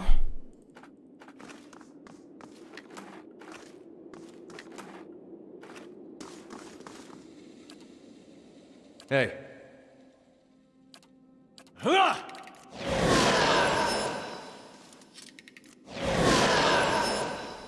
Yeah, they probably... Oh, they actually stuck. Nice. Laying low. On the treatment and preservation of cannons. This page seems to be from some larger text. We now have a treatment to prevent our prized cannons from rusting outside. Potion Master Endrin developed a solution that seals the metal, protecting it from cold air. We've transformed the old armor into patronation chamber, where we can heat the solution into a gas. As the gas suffuses the chamber, it will build up a hard coating on the cannons. After a few weeks, the cannons will be ready for the elements. However, we must be careful around the solution. One of Andrin's assistants scalded her throat just from breathing too close to the stuff. The rest of the manuscript has fallen apart over time. Oh well.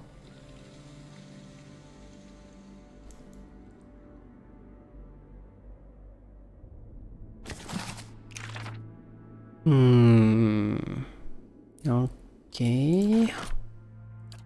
I can take it.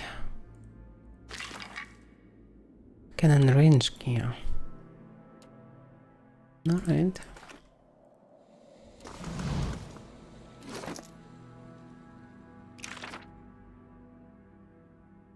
Delayed fireball. What's the point? Damage pretty meh. No control stuff. Low alloy. Oh. I have no idea. It actually looks like... Yeah, the damage twice better than regular fireball, but regular fireball sucks anyway. Yeah? So, I don't know. Doesn't look like something useful. The balance of abilities and especially spells are pretty awful.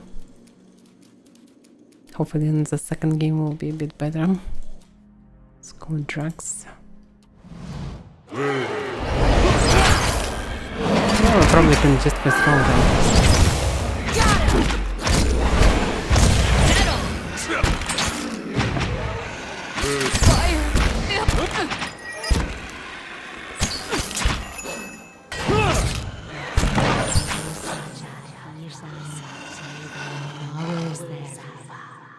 No, just level it up.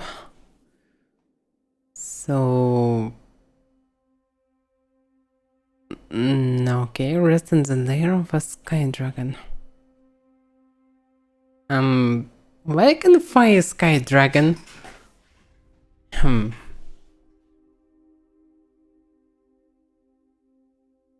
And what was given by the upgrade?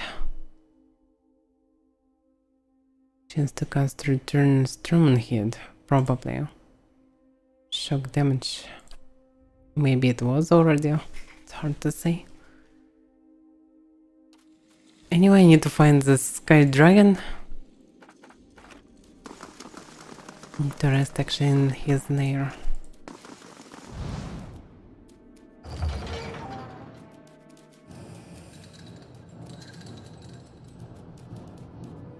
Machine. Solid dwarven craftsmanship. We're not setting foot on that, are we?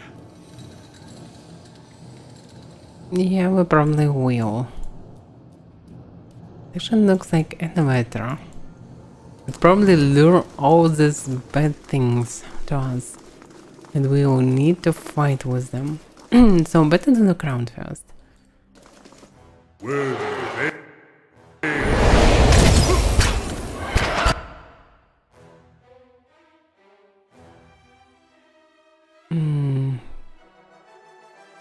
What can I use? Sunscreen? Yeah. This isn't working.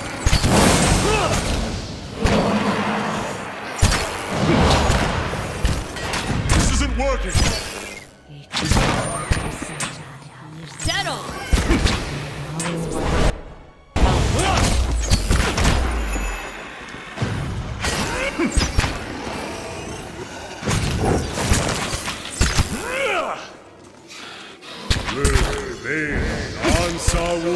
Yeah, looks like we can find all the stuff Sure. without crowding around. This is good.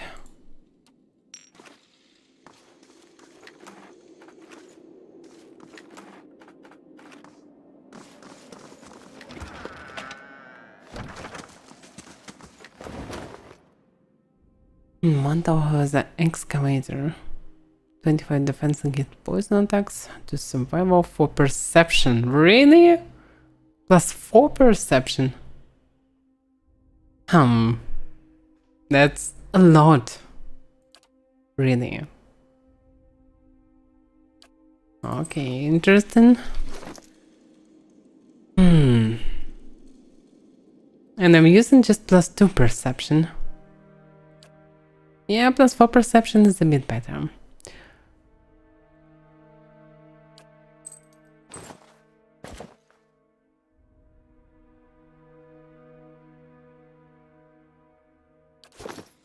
Hmm. 22 perception. I actually need only 20 to do all the stuff we really need perception. And perception is overall useful, but still.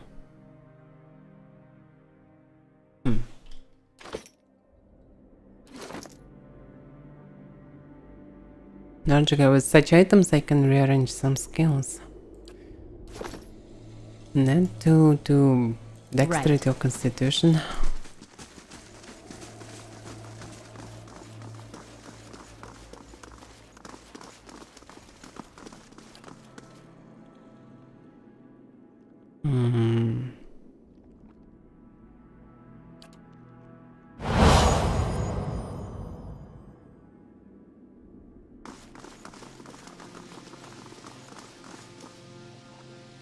Really useful ability. These vapors smell of death. Yeah, this problem is these vapors that they used for the cannons. What you ask is done. But actually I can see the same vapors mostly. But here I can even hear the noise. Can I go around? Probably not. Yeah, I don't need to crawl there.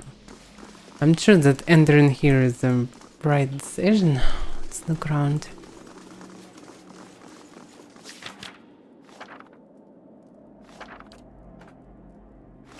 No, it's not. Crap. It's not what I planned to do. And which one it was?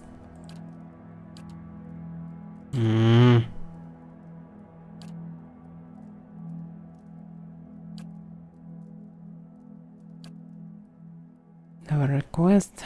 Probably this one. The note is right in fine script. The lever for the artery lift has broken again. I've been telling my men to be as careful as possible while using the lift, but it's difficult to keep your balance on the thing.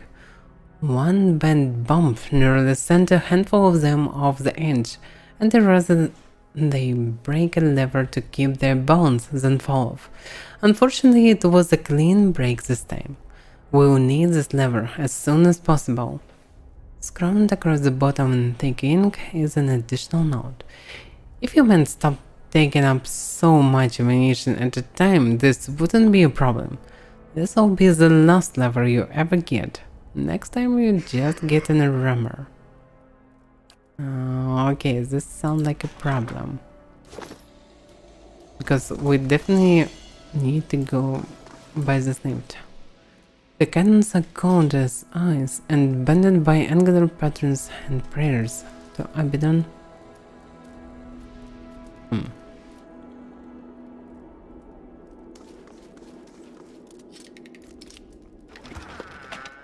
Dvoron lever. Nice.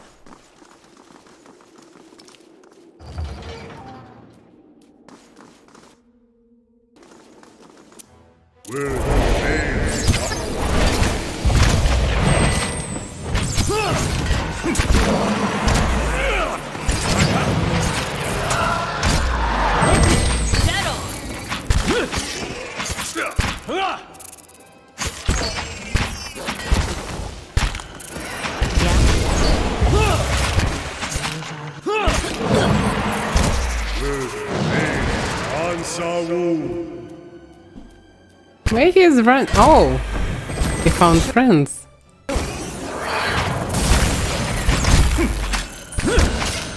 Friends kill them. That's funny.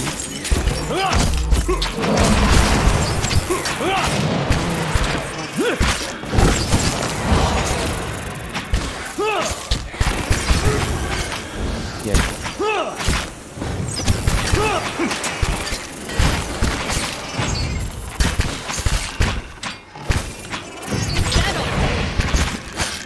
This one.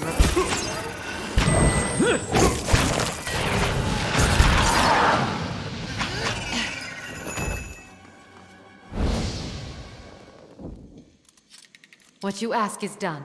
Right.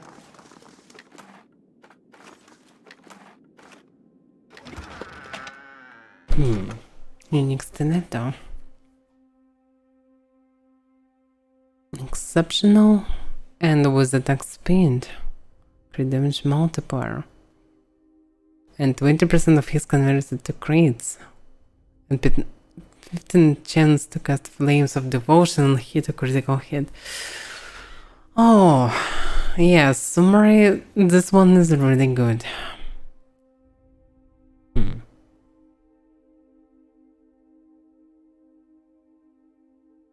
Very interesting. Exception Durgan Refined. Oh, yes, that's why it's so powerful. It's already Durgan Refined. A spell chance Flame of Devotion, so he even has some space for upgrades. Interesting.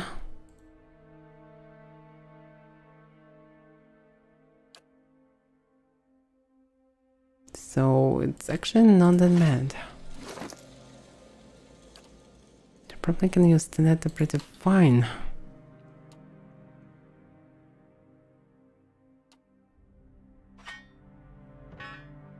Okay, let's try a different approach. Faster version. Primary 74. So she can use Stiletto. Pum pum pum pum pum pum pum pum pum. Noble. I can repair Mace Subroot. Yeah, she can benefit from it.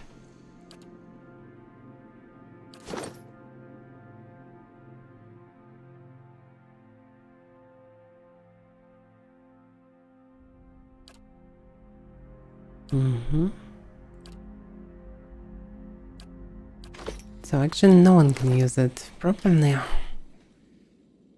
So it will be lower accuracy.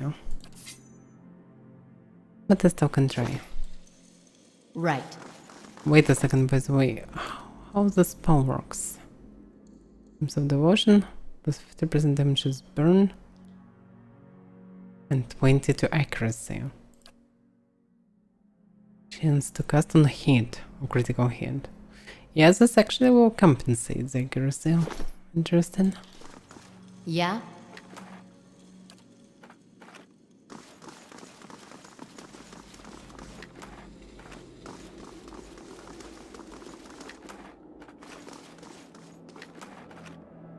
Your thoughts must flow deeply indeed. Wind Sparrow.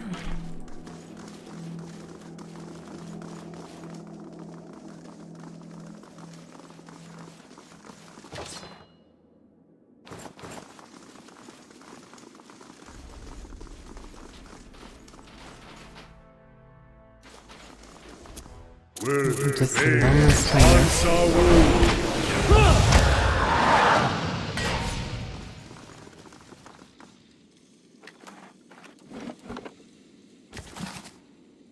Hundred's note.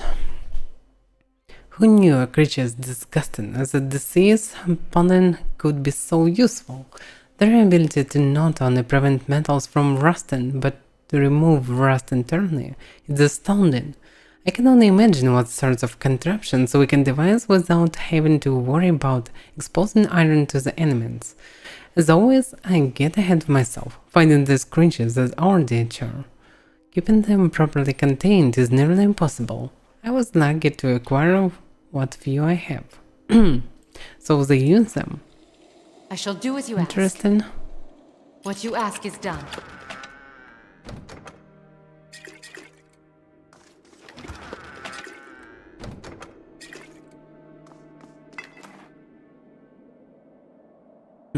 Paragraph rest is over. A small label on the side reads, Property of Thorough. For use on rusted materials only. Completely remove rust if I will need it. Yellow gelatinous residue lines from the bottom of the broken tube. Okay.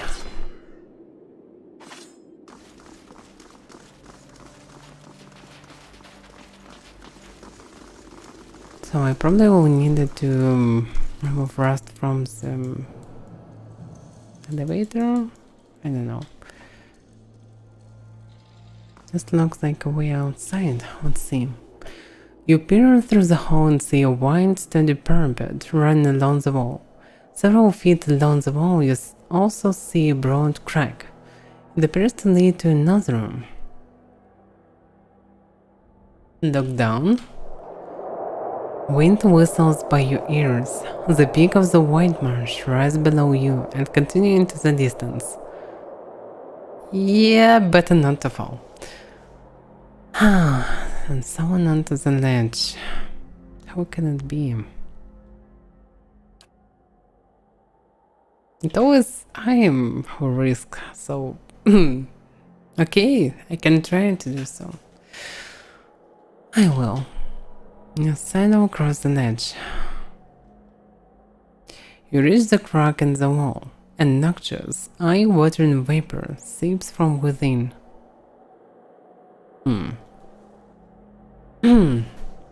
Yeah, I actually have enough might to just bash through the wall. You pound on the wall. It's taxing work, and by the time the wall starts to give, your shoulder flares with pain. The ancient masonry crumbles away, and the stinking vapor rushes through the breach. You try to hold your breath, but you gasp a searing lungful of the gas as you cling to the ledge, fighting the strain of your muscles. Yeah. Entering the room can be dangerous a bit, but okay. Probably better to enter than return. Okay, let's enter. You continue into the newly cleared room. Alright, everything's fine. Patinated cog. A cog I found in the patination chamber. It is coated with a thin layer of yellow slime.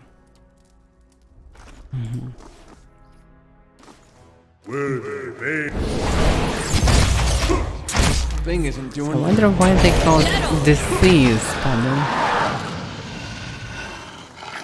How do you spell disease this one?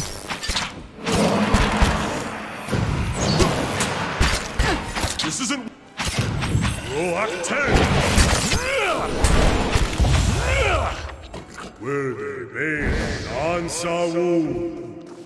These cannons are encrusted with thick, pungent slime. And they probably learn too much in this place.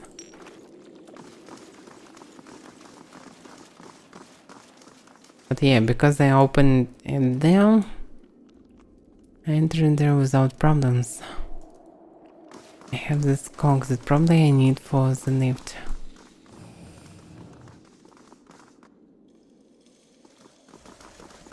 It's a bit of a shame because for a moment I thought that I did something additional, something cool, but eventually I needed to do it anyway, looks like. So now I probably need to fix all this. Let's see. There probably should be the lever. The slots look like a missing lever, yeah. Alright. A torch, pry bar, replacement lever. With a little maneuvering, it clicks into place. Your new lever protrudes from the slot. Okay, I don't need to pull it. The chain is so rusted it barely moves. Alright, let's apply the background rest solver. You pour the content of the vial into the chain. The solvent hisses as it dribbles down, melting the rust into a sleek brown puddle. The heavy chain swings with movement. And now this one. The gearbox looks strangely empty, like it's missing a cog. Upon closer inspection, you see a thin layer of yellow slime caught in the gearbox. I wonder why they are doing this, not my main character. Okay, and send a new cog. Leave.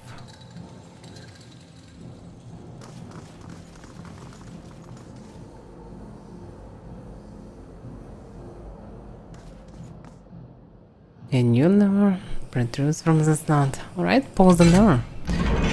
The lifted nose shudders into motion, lifting it towards the clouds. By the way, either place was a Sky Dragon, probably it will be pretty close to this place. Because I'm going up. But maybe Sky Dragon will be near the temple, who knows. The lift makes slow jumps in progress. It lurches every few feet, the rusted chains groaning like the dead. Surprisingly, you should be with a very weird party, with some small gnome or Orlan with dual pistols. I don't know, some rogue with daggers, the enormously huge mage, but probably just a regular human, because the fourth one is just a dwarf fighter, and that's it. Classic party, almost, if not the races. It comes to a trembling stomp, and the entire platform swings precautiously. A sharp metallic odor emanates from one of the winches. You hear a screeching. At first, you think it's coming from the winch, but then you realize it's coming from above. An enormous skull-drag swoops from the shadows. You feel the air from its passage as it whooshes past you, but before you can catch more than a glimpse, it's circling back, searching for you with ear-splitting shrieks. Rustling wings and a heavy musk alert you to the presence of more of the beasts. As they close, the platform continues to sway and bounce.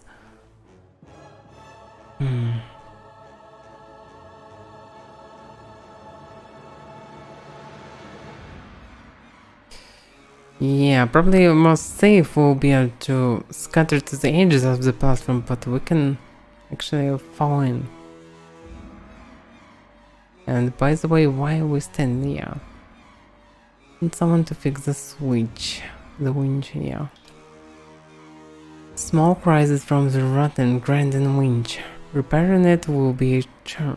In addition, the skull-drag sweeps through the air above the platform, their ears swiveling and twitching as they listen for movement. Who will go?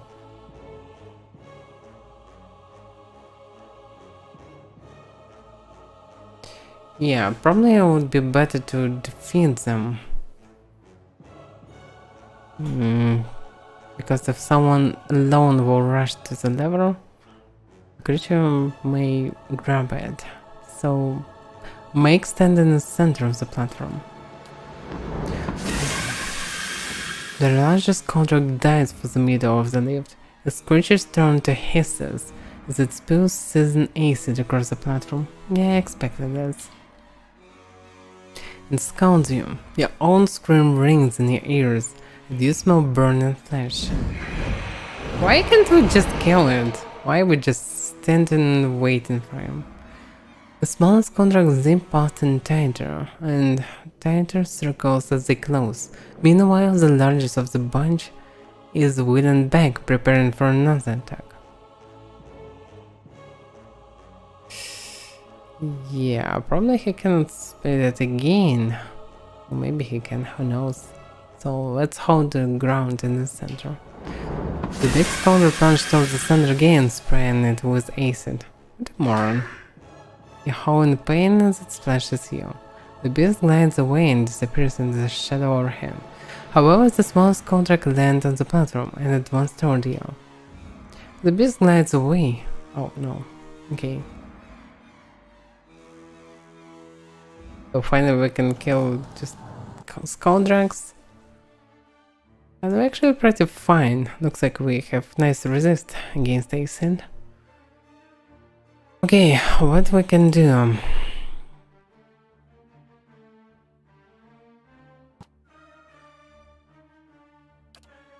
Okay, let's just buff everyone. And let's use burn laser damage, because I can actually use it on the whole damn platform. And this is really amazing. Just block it. Protect them.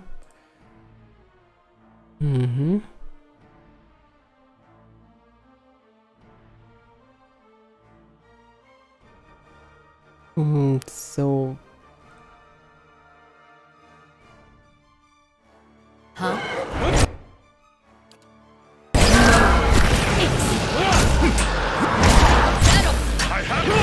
Yeah, a lot of fun laser targets, but it doesn't work that well as I hoped for.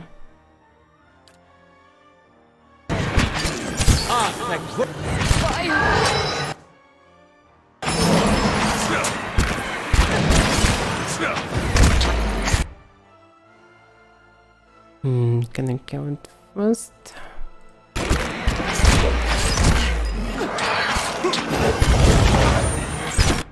Almost, but nope. This isn't working. Fuck, the problem.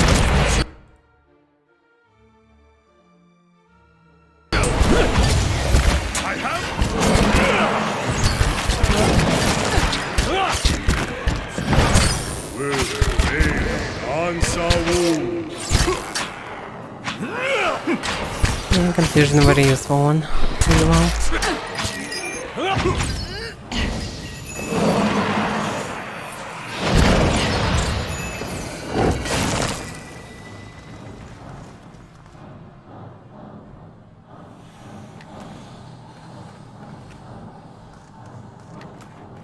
So it's not that bad.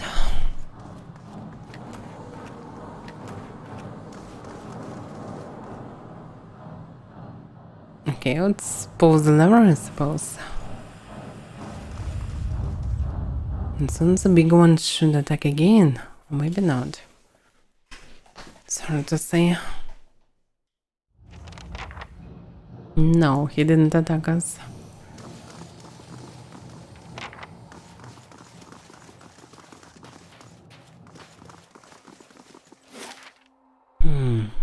Damn, this tower is enormously big.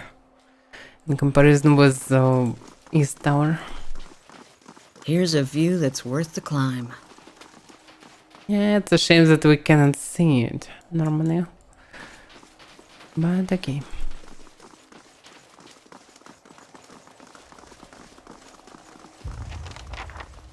This is a huge skull drag. I'm surprised that they can even fly actually. I understand how the young skull drags are flying. But how the huge ones doing this? Yeah, of course, magic and so on, but still. Yeah.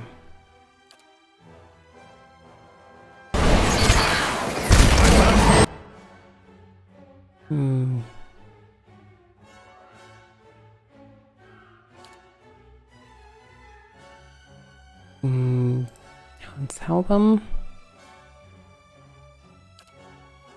License.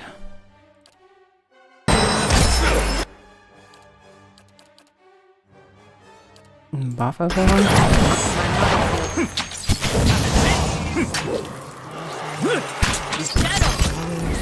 This isn't working. Yeah, it was legal.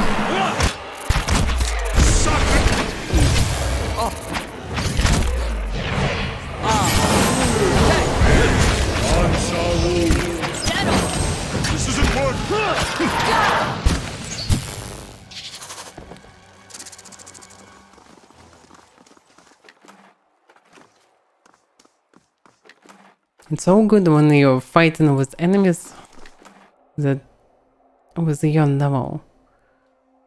I can small shield. Huh. So bind. Bone. Interesting. Probably good shield. The only problem is no one can use it. No one needs the shield. For now at least.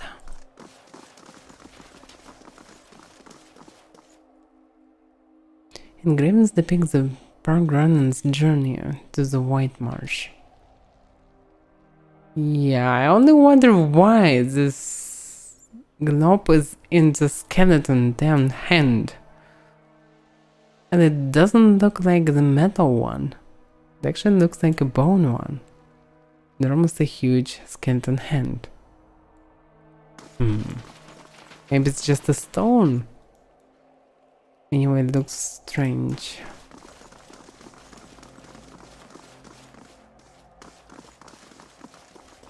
The cannon's frozen and immobile. Alright, what can we do? Yeah. As I hoped for.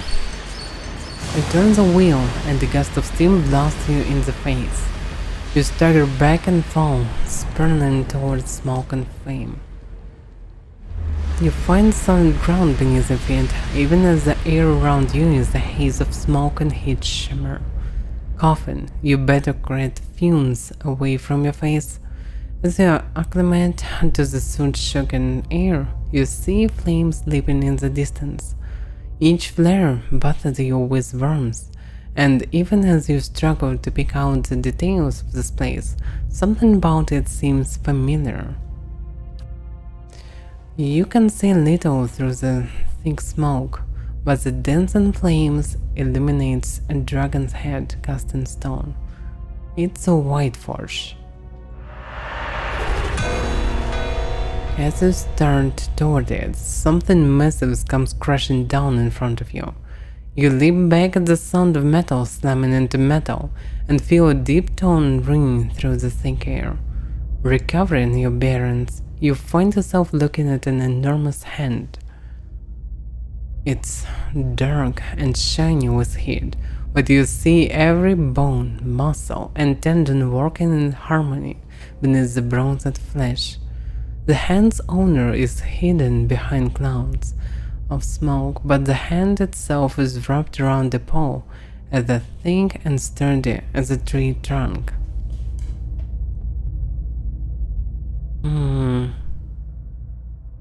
Yeah, I'm curious about the arm wielder, but also curious about what he's doing. Okay, follow the arm. You try to follow the arm to its owner, but the heat and smoke overwhelm you. You turn back, follow the pole.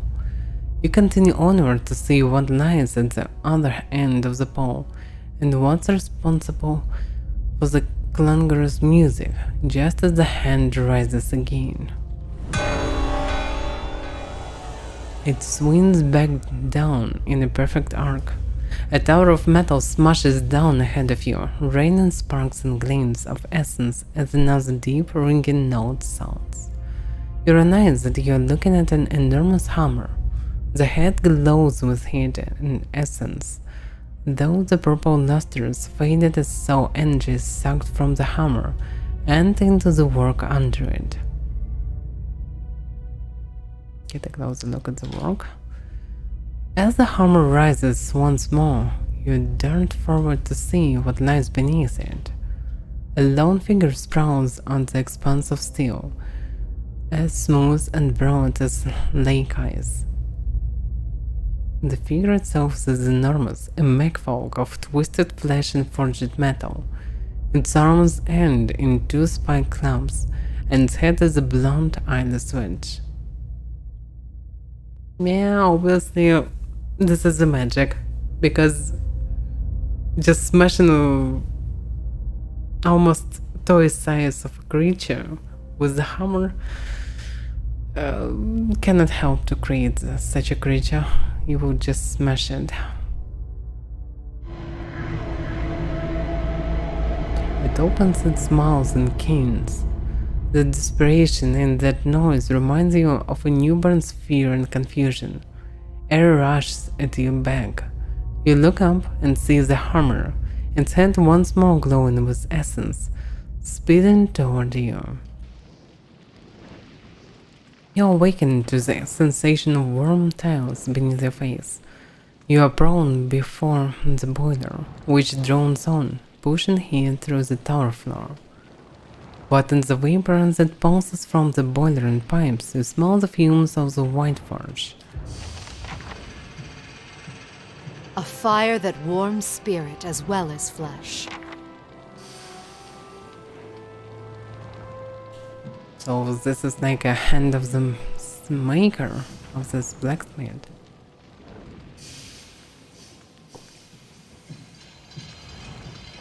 Interesting.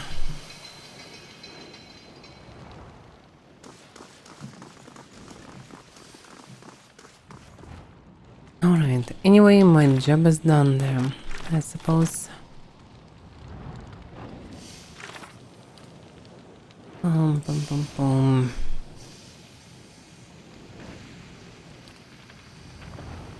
So, return to Vanguard outside Drugan's bedroom.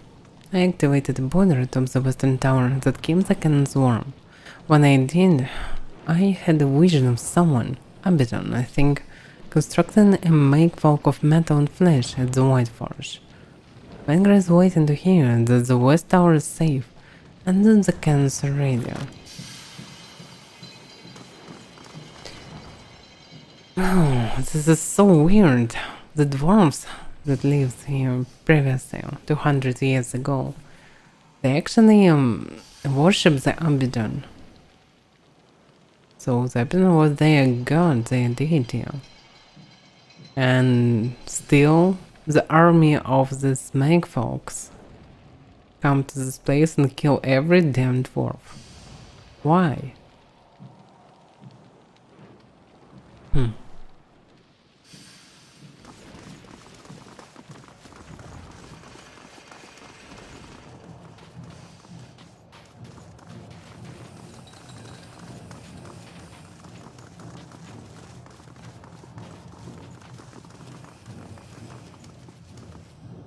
Alright. There was tower, great hall, front gates, white forge, front gates.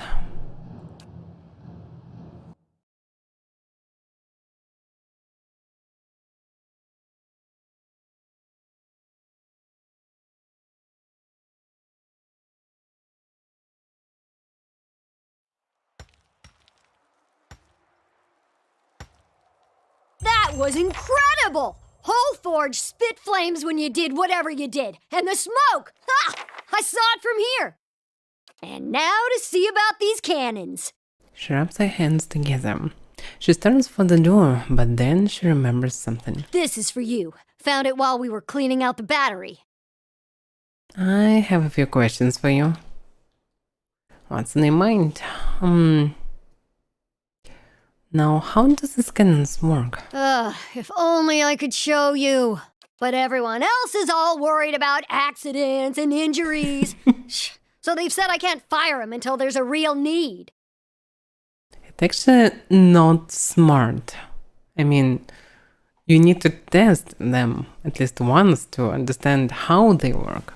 How to shoot at the enemies to actually shoot properly when enemies will come. Plus, you need to test them to understand that they really work after so many years. Plus, you need to actually train some people who will shoot with them. So anyway, this is ridiculously stupid. They definitely should do a couple of shots with each cannon. They should actually train some people to shoot with these cannons. But okay, this is just a game. So, alright, no more questions. Headed up the tower. Gonna make those cannons shine.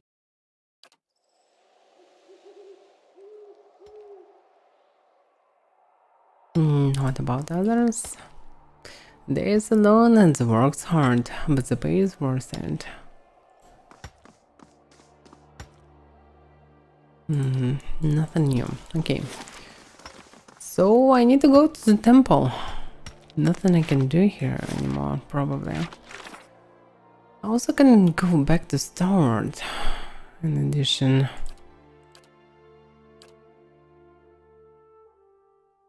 But there is not much point of it actually. Okay. So yeah, let's just go to the north. To the frozen north. Actually this way probably will be faster or not. Oh, we can't go there. Okay. I also need to rest. And what's going on? Zone of attack, yeah, I remember it, but what else? Nothing new to report, earned payday.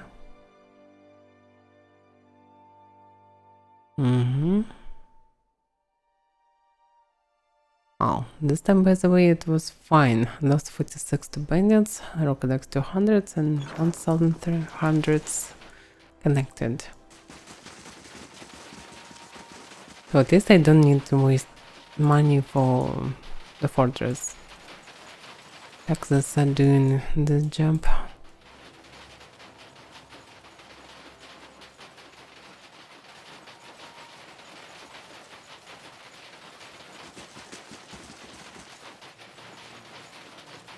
Yeah, I have a lot of injuries. Yeah, we probably by the way got this debuff, Severe Burn. Instead to dexterity and say damage reduction burn.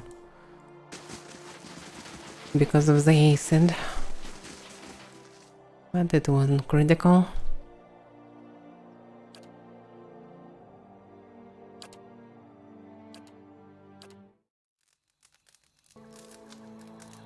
What about the experience?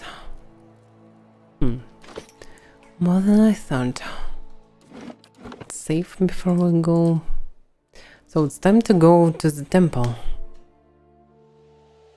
I need to understand what's going on and stop the army. It will take you 9 hours to complete your journey from Dragon's Battery to the Abbey of the Fun Moon. Okay.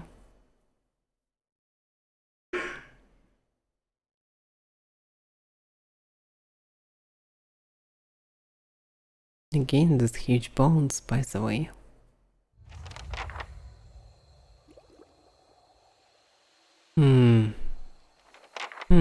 Wait a second. The skeletal arm and the bones here.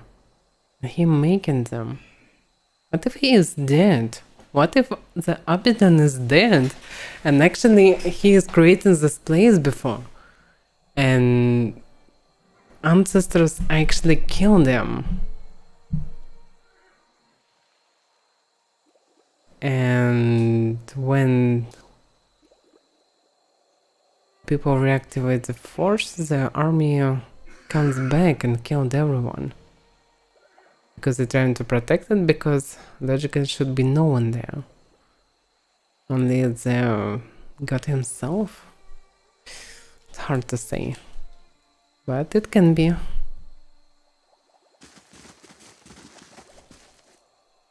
And dwarf clothed in bunch of few scraps of fur puffs up his bare chest with every drag from his pipe. Come a long way to get some air, have you? What are you doing here? Enjoying the fine weather just a bit longer. He smiles and letting a cloud of smoke and frosted breaths escape through his teeth. My mistress had business with their Ondrites. We'll be off soon, as she's done at the Abbey. Meantime, I was told to stay put. I don't want any outsiders meandering about. George put some kind of hex on me, says I won't even remember any of this, but the copper's worth it. She says I'll wake up at home with a full coin purse, opposite of most of my mornings, so that had a certain appeal. Tell me about your mistress. Which one? And that sound to chuckle and snaps his chest.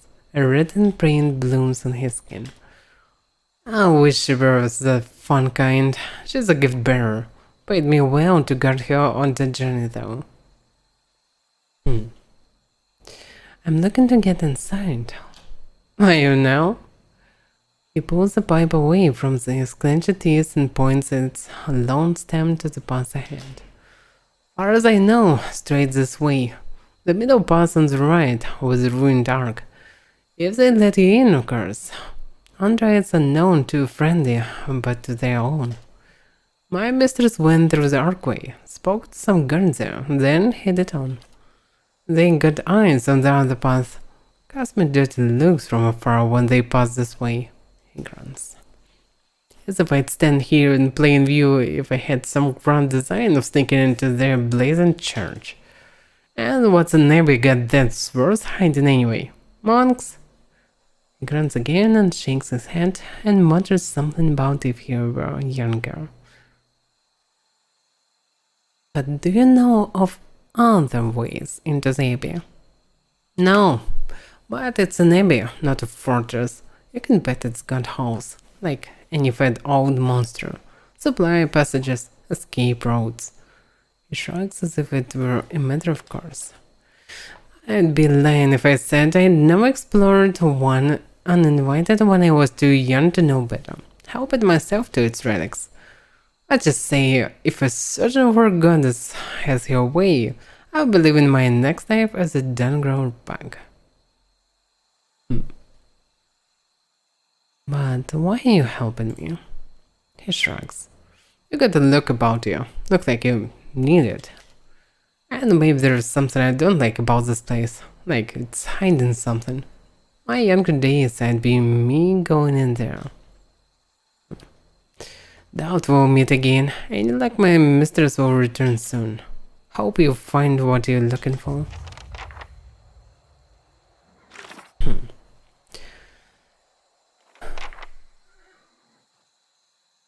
So the abbey is well guarded by undead monks. They will have to be dealt with all sleeped past. I run into the mercenary escort of a gift bearer. He believes that there are several ways inside the abbey. He said his mistress spoke with some guards beneath the broken archway, who led her through.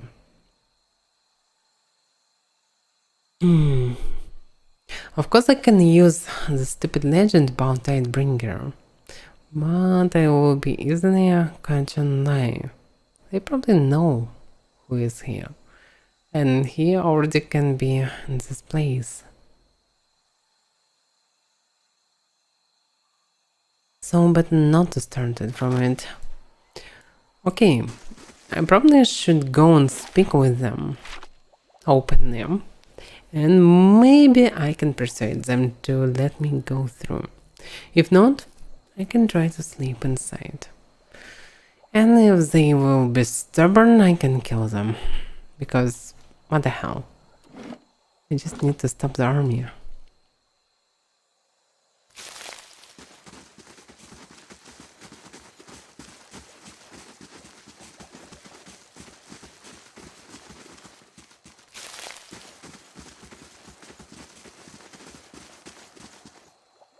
So, actually, which one?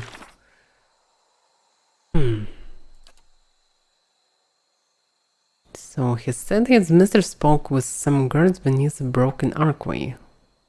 Let her through. Beneath the broken archway. Where is the broken archway?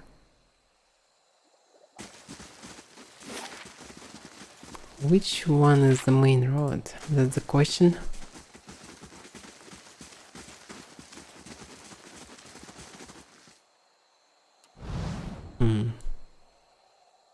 I should not have peered over the edge. I could see no bottom. Ha! Perhaps if you pray, the lady will allow you to forget.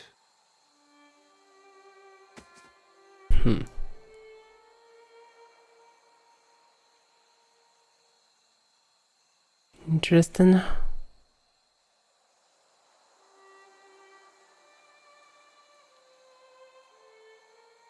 I should not have peered over the edge. I could see no bottom. Oh, so they are guards. Maybe not. Hold, who there? I was just looking for the way out. You're trespassing here. And they attacking me. Really? What a moronic count are they? Okay, screw them, I will kill them all.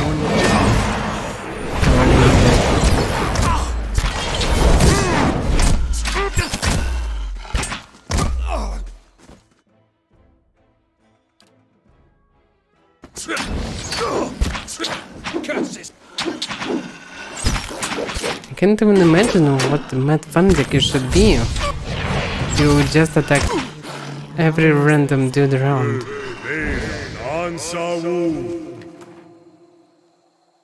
They're really chaotic evil dudes of sorts. Exceptional large shown. Yeah, nice.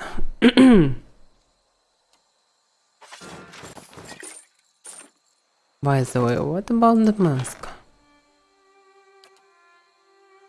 Unwritten fist mask. So they're using this stuff again, but the problem is it won't be suffice. It's probably just items. Steady does it. Okay. Still better to avoid most of them.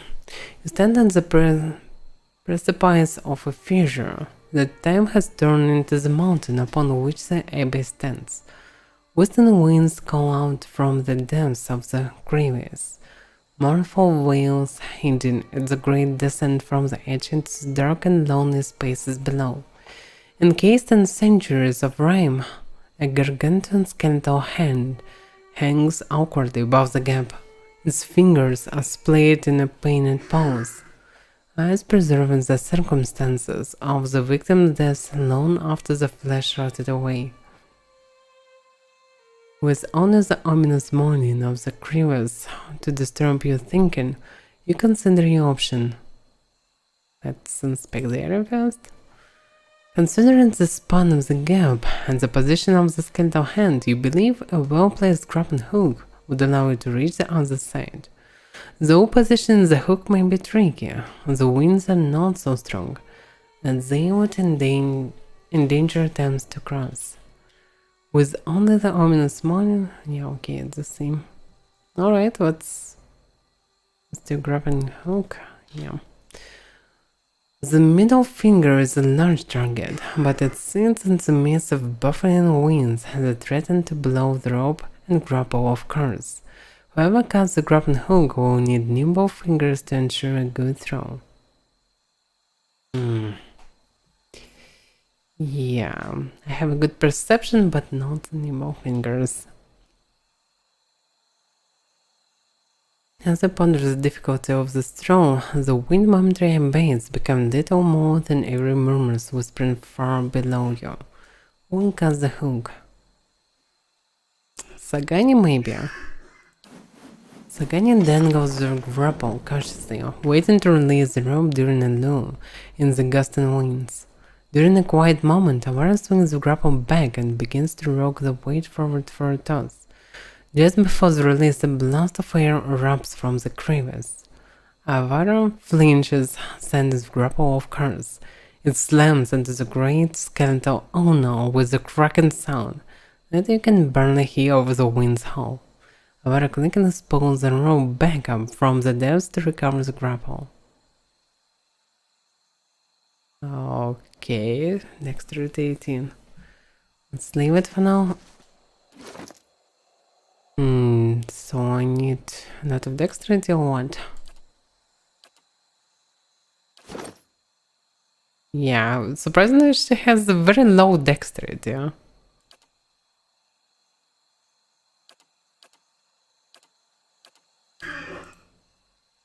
don't have anyone dexterous. Really? Can we raise the stats? Let's do the dexterity. Yeah, it can work. Again, +2 to stats. Maybe there is something better bit, but okay. Alright, We have the spy plus 2 the dexterity. And Green Mother has 16. She can do it. Okay.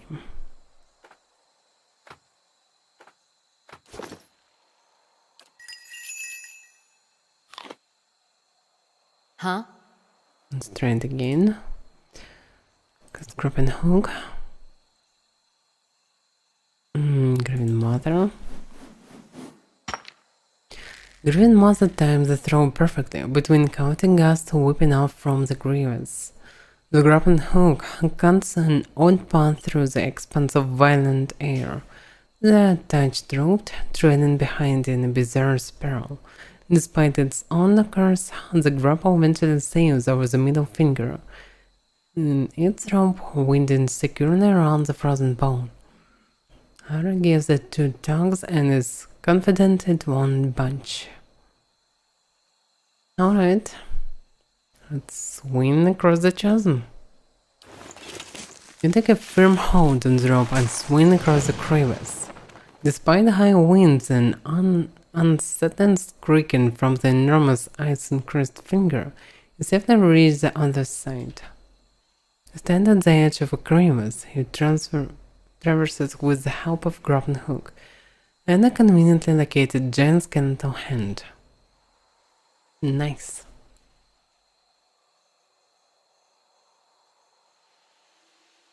Okay, by this I can go back, but I don't need to go back.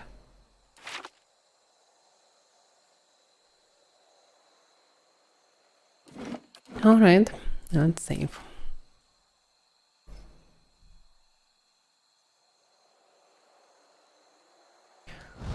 We going in.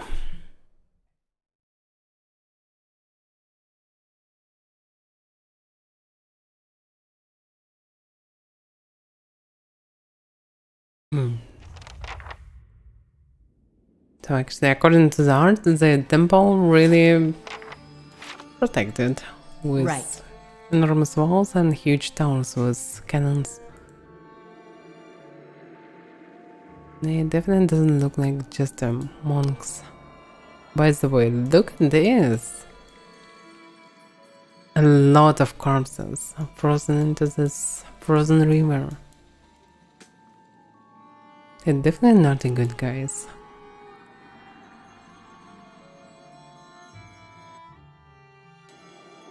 Yeah, I expected to see spiders after all this web. Who cares? The spiders are weak.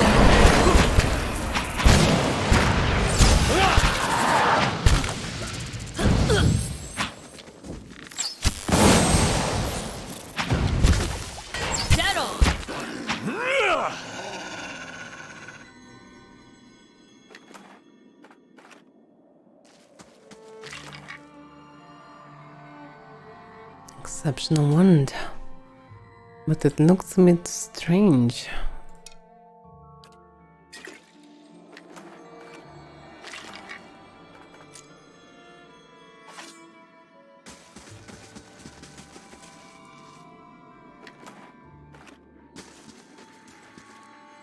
Despite the icy sheen that covers the swamps, their threads are gently vibrant at the slightest disturbance.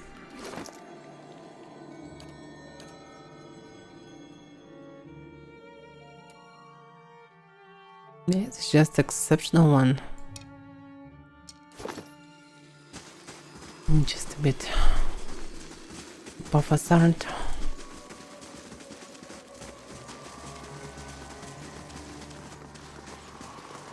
I'm on the trail.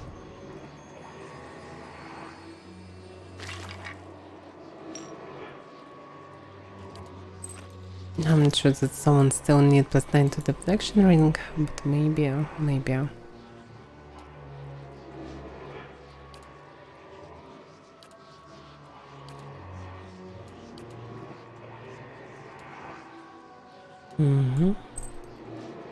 Actually, already very tough. Green Mother definitely needs something like this, but she already have actually one.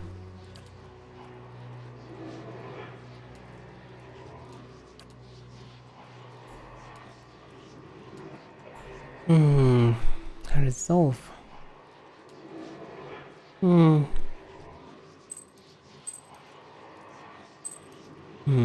How do they have deflection from something?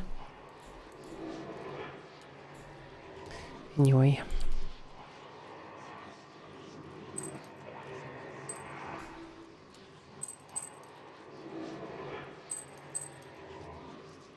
The hell?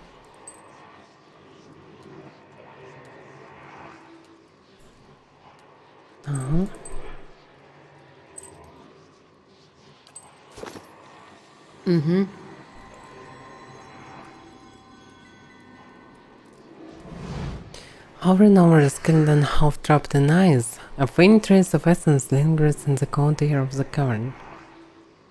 To reach for it, you let your soul envelop the essence, memories spread in a thin mist under you, dim and torn, the scattered fragments floating like motes of dust in the twilight. You're walking into an oblong chamber, the stones of its underground walls glisten, still wet from the flood waters. A hand clasps on your shoulder. You hear her whisper, "Arterg, I don't want to look." The memory vanishes, and now all you see is a snap of stone. You are staring at it, just inches away from the wall. Your fingers trace circles on it, digging into the moss that clings on its weathered surface. You are not sure how long you've been touching it. Perhaps you've always been. A scream jolts you. Its echoes thunder throughout the house. Your ears hurt, a pain that digs deep, burrowing into your head like a twisted dagger. You run. Others run. You don't know them, you can't remember them, but somehow you take comfort in their presence. Yes, they will help you with the pain, the noise. You'll kill it. The anger of the memory subsides, and now you're sitting down on steps carved on rock. Dozens of skeletons lie below, beneath frozen water. Their jaws hang open, silent. Yet what's that? A low rumble, gurgling, growing, deafening. You snap your head to the side in anguish and sing it. The water rushing down the house, pushing you in a torrent of white foam. You fall, your mouth open to shut, but your screams are muffled as it fills with water.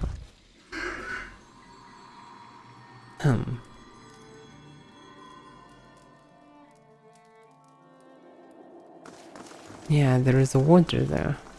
And they open knocks to actually drown everyone in this place. And then they became frozen.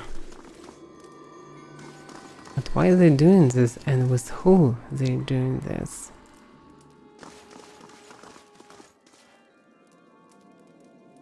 I don't understand for now. I shall be quiet as a calm sea, which is not very quiet.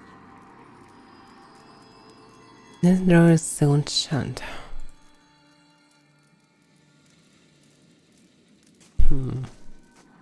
It's so shuttered. No tight priest, no tight cipher. No tight monks.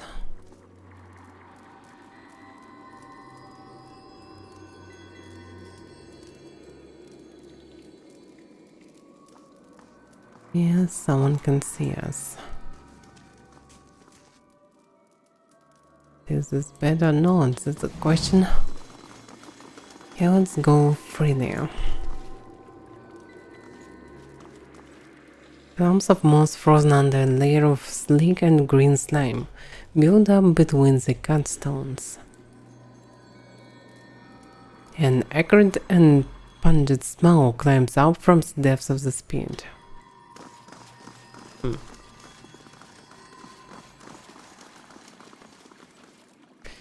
Endlessly, the dwarf jerks his head to the sides as if looking for someone.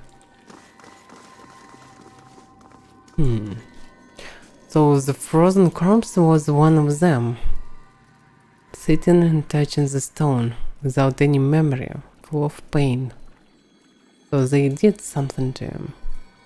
But what exactly?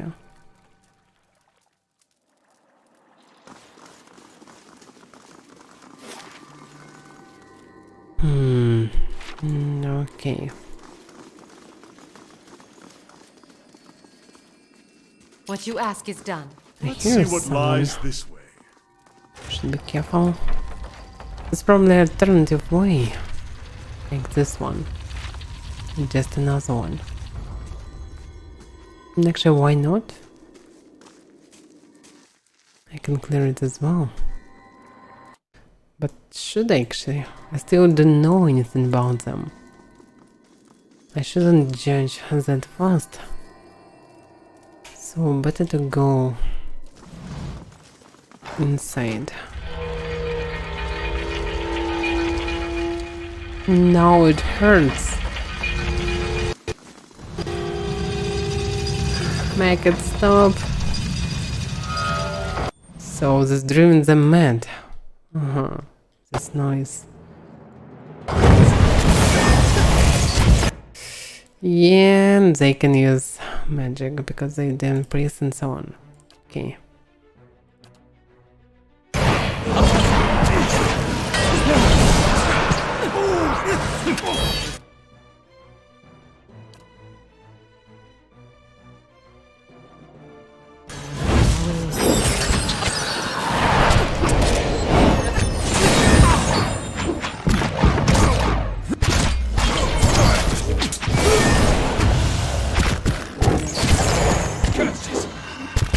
Focus the priest.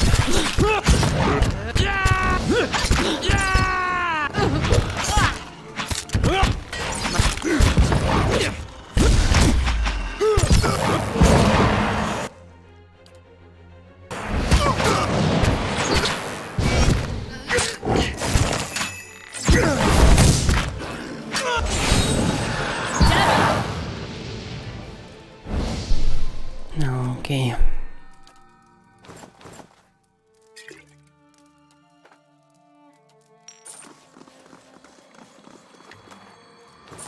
Sure. So they completely mad as well, but why? They in this state. And this is closed one, okay. So anyway, I need to go around through this place. Less ominous Secrets than whisper this. here. I shall listen for them. Who's there?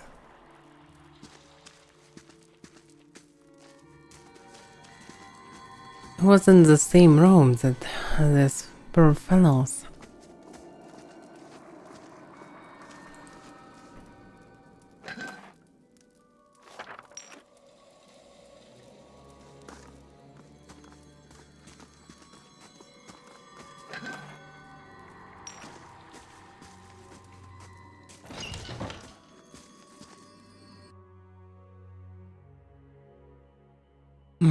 They all know tight.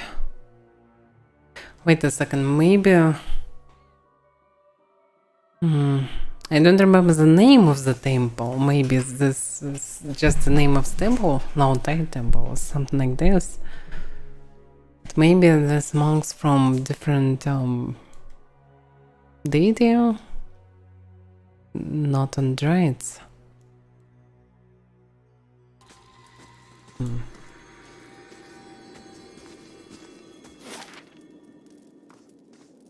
Anyway, if they are going mad, so I probably cannot do anything about it. If secrets whisper here, I shall listen for them. Maybe, yeah, I can speak with him, understand something. Tufts of downy grey hair sprout from the back of this man's scalp like shrubs. His lower lip curls inward over a row of teeth that appears to have mostly fallen out, and the musty water hangs about him like a fog. Is that you, Edith? I thought I'd lost you. I called for you. I wanted to search, but the blizzard lasted days. I'm so sorry. He extends a hand in a gesture of apology, but then the fingers curl and he draws it back. He squints, as if trying to see you better. But wait. We did find you. When the thaw finally came, I saw you rigid, frozen. You cannot be Edith. No, we are in the Abbey. Gift-bearers. And you must be the Tidebringer. So here waiting for the Tidebringer.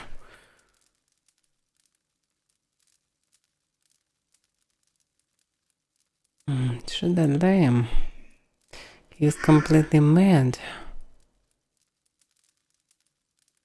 He probably will lock himself or attack me if I will not agree with him.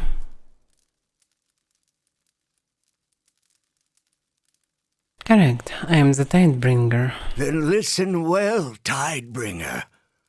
Kauto does not know what he asks, nor did I when I performed the Tidebringer's duties so long ago. So yeah, it's really just a title. And this is a former Tidebringer. And Kauto is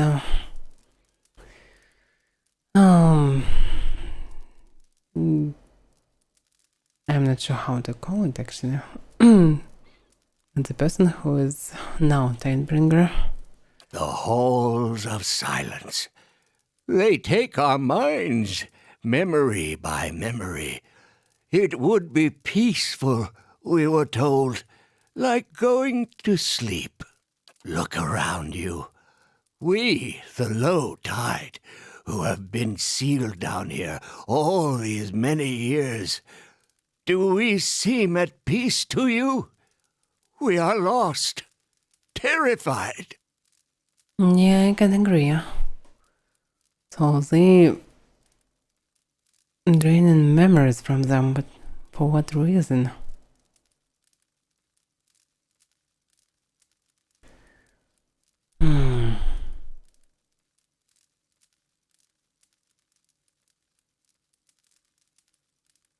Yeah, actually your order attacked me. Few of us know friend from foe anymore. I may be the only one left who can still speak for us. They are peaceful in their hearts. It is this place. It has confused and agitated them. Please forgive them. And who are you? No one has asked me in I don't know how long. Who was I? I was the High Abbot, wasn't it? High Abbot. Ferentis. That was me. Or the one before me, if not. No longer, though. I am just another brother of the low tide. I remember a woman. Was she my wife? She had curls in her hair, and she spoke softly. What became of her? What of this mistress? It's this woman? I carry so many memories that I took from strangers who wanted to be rid of them. I don't know what's mine anymore. And there are so many holes.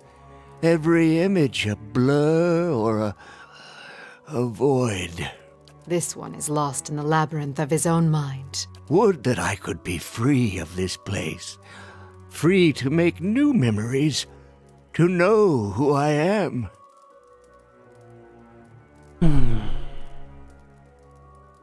And what is it that the Tidebringer is meant to do? The Tidebringer comes to replace the High Abbot.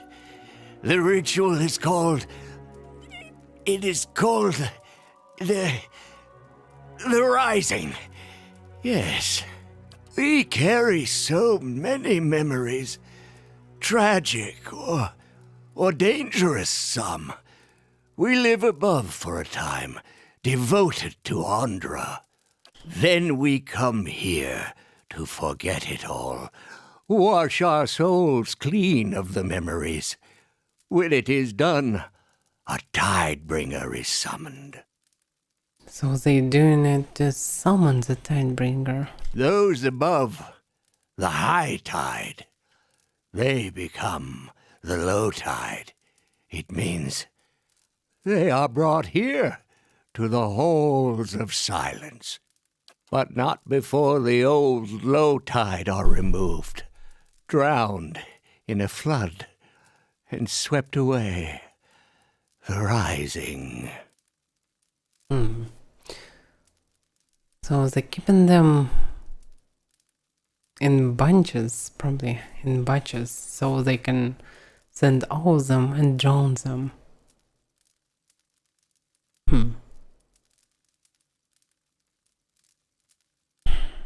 So it looks like you did not choose to be here. Did we? We did. We chose it when we thought it was our duty and that it would be peaceful. But the more we forget, the less we understand. Every day something familiar becomes strange. If I had known, I'd never have accepted my assignment to the Abbey. Nor would many, I suspect. And what is it you want from me? There is a relic, an aspergillum, it was called. What was it? He thinks for a while with a pained expression, his lips mouthing words. Well, it doesn't matter. It controls the floodwaters, but also the outer floodgates. Andra's Witness! That is the name. Alright. It is down here, but I don't recall how to reach it. The High Abbot knows.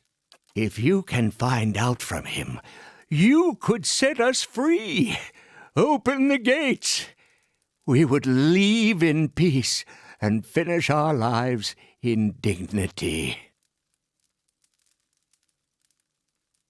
Are you certain it is wise to release the low tide in this condition? We are all so old now. There is little damage we could do in this state. I'm not sure about this. Yeah, I don't know. We had this old fella in Gilded Veil.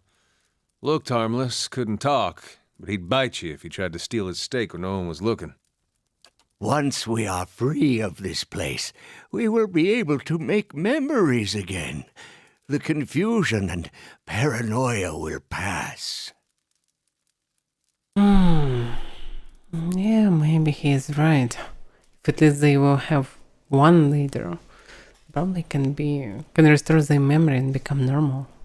Partly. I'll see what I can do. Princess knows something. Use the door behind me. Safer that way.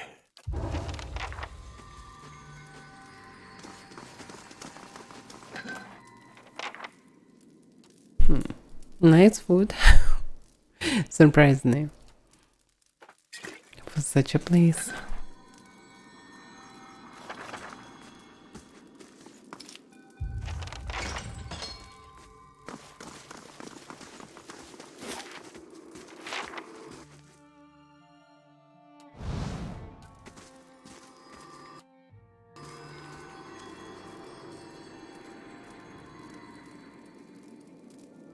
An acrid and pungent smell climbs out from the depths of the pit.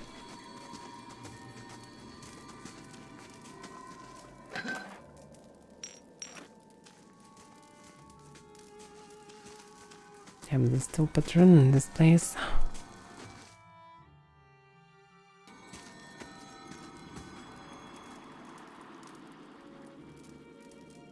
Behind the door you catch glimpses of shapes in the darkness. Wails and whispers, faint and erratic, echo from within the sealed house. The door appears to be buried from the inside. It doesn't budge.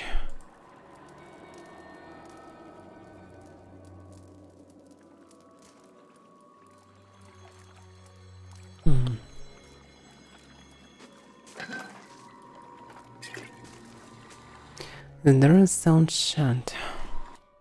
Beyond the door you catch glimpses of shapes in the darkness. Wails and whispers, faint and erratic, echo from within the sealed halls. Yeah. Stop following me. Right. Fuck. And why are you running now? So they're agreeing on me anyway.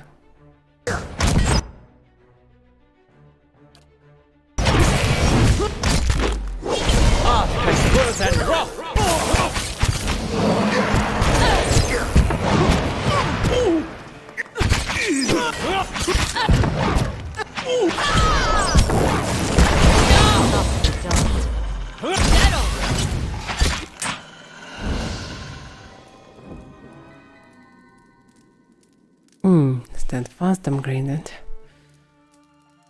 Kill 20 melee enemies with steadfast to unlock the next level. Or kill 100 enemies with steadfast to unlock the next level.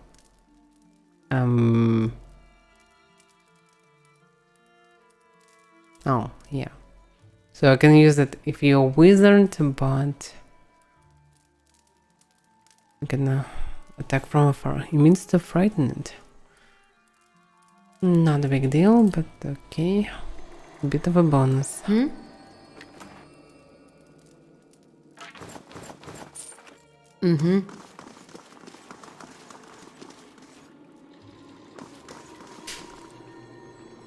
A turbulent murmur echoes faintly from the depths of this chasm.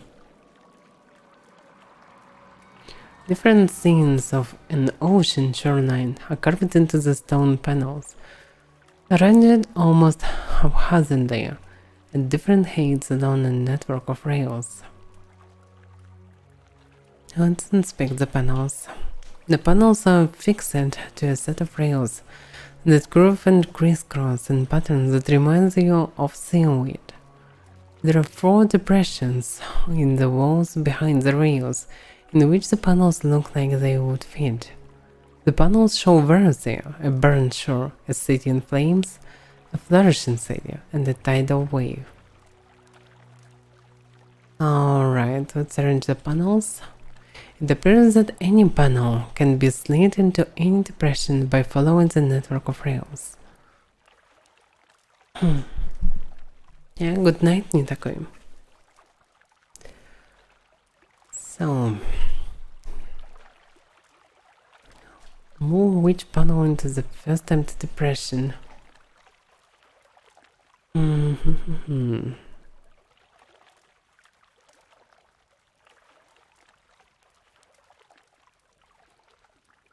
Interesting.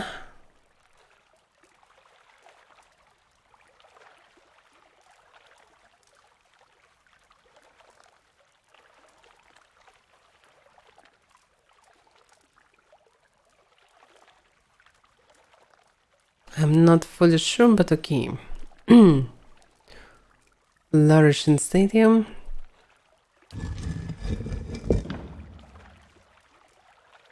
Grab the panel and slide it on the rails into the first available opening. When the panel matches or rests on the wall, you gently press on it. It slides without resistance and locks into place. Now, City in Flame. Grab the panel and slide it on the rails. The same. Now, the tidal wave. Grab the panel and slide it. And now the barren shore. You complete this sequence with the last panel, but it will not settle into the final depression. Suddenly the stone slabs begin to move on their own and revert to their original position.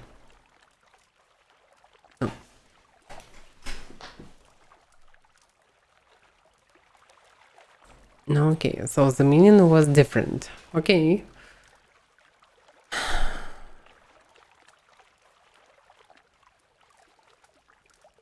Alright, so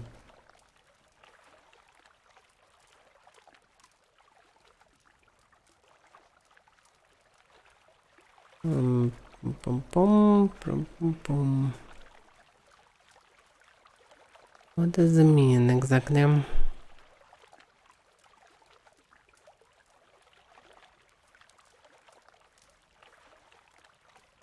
Okay, let's place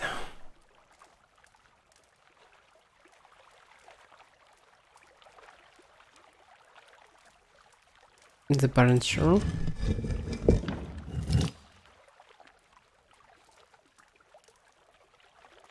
No, okay, let's do most of the same.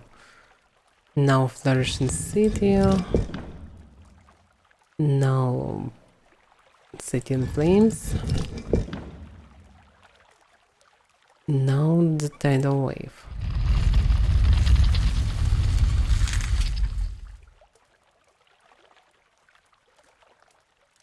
Oh, it doesn't work like this. Or maybe I should push something or what? I'm not sure.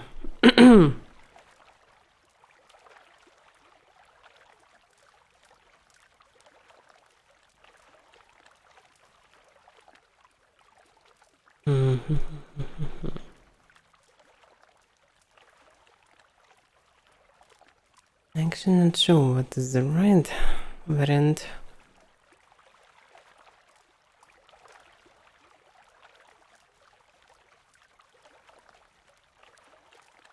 Okay, let's see like city in flames.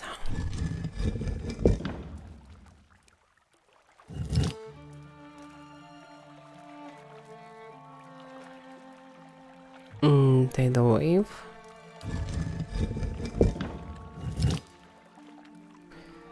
Burn shore. Boom, boom.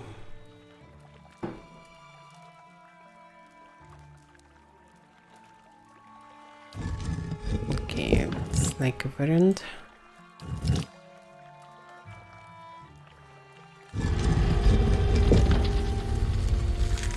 No. Okay, the remaining panels retract and lock into place. Behind the heavy stone there is a metallic groan, and then a steady weir. A small tile about waist high slides back. Beneath there is a carving. It shows an image of an ocean wave curved around a crescent moon.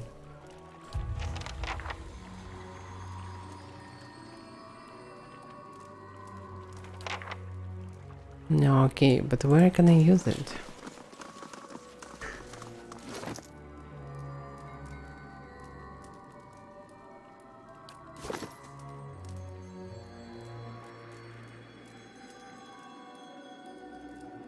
Yeah, I can only leave it.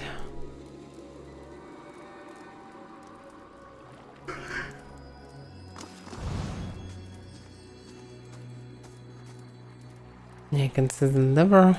The lever will agitate others, probably.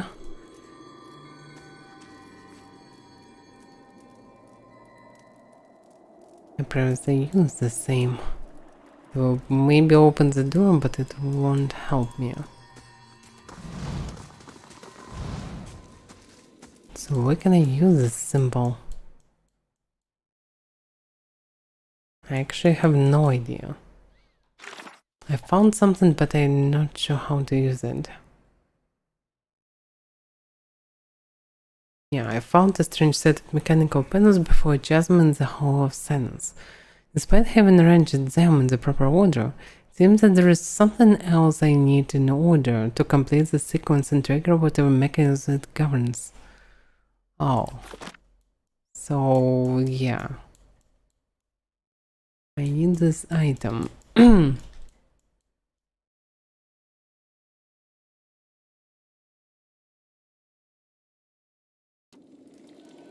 It also looks like there is something behind it, but no, it's just rooms. Yeah, logically I probably can create the way. Damn.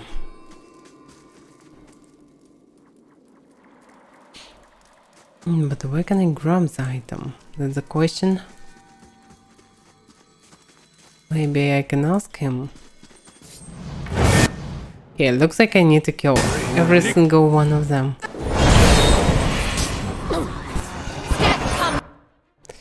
Alright.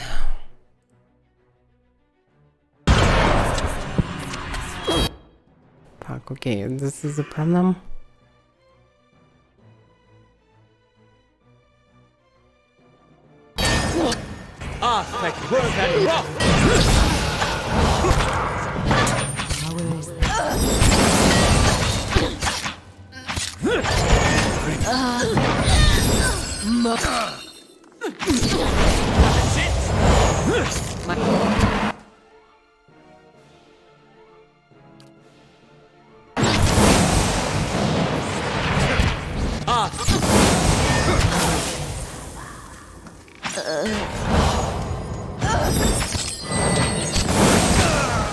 That's it!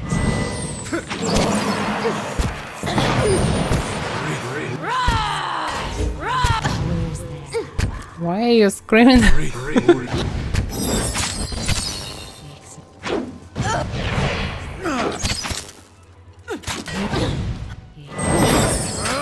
Lavaru. My mind feels.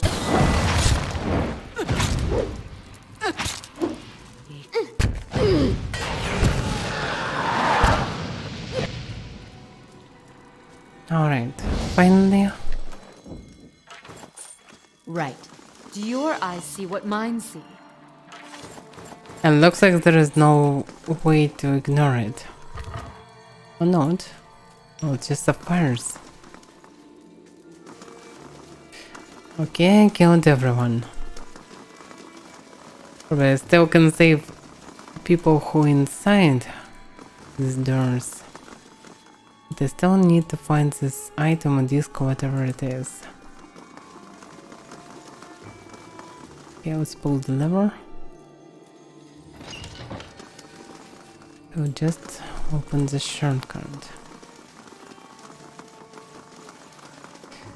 So the only way is there.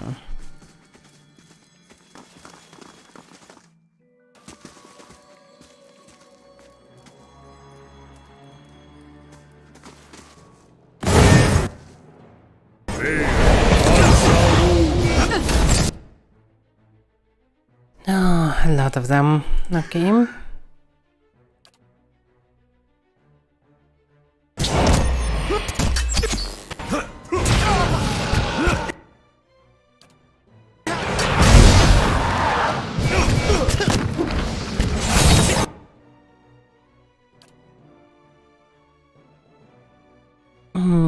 From the repetitive sleep.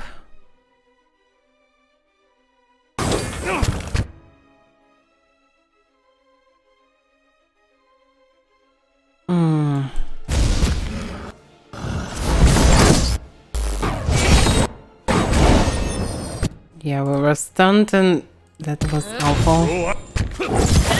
Can't do anything. I hope that of stunned or whatever it is. Surprised I can't activate anything. And then they just focused one by one. It's so inconvenient that they focused my main. Ah, fuck. Okay. Indeed.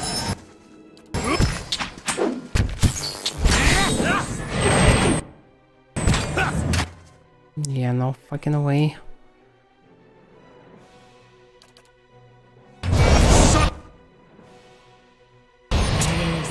No, run away.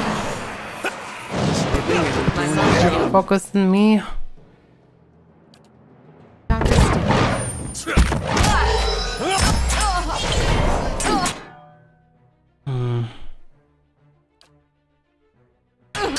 Riff!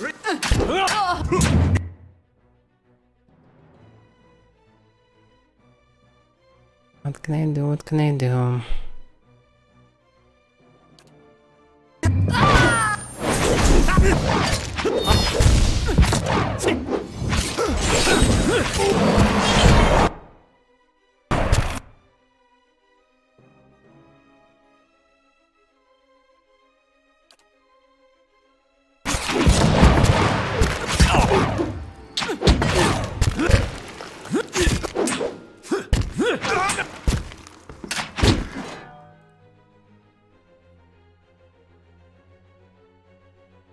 So, now what else can I do? Yes? Yeah, I probably need to do this again.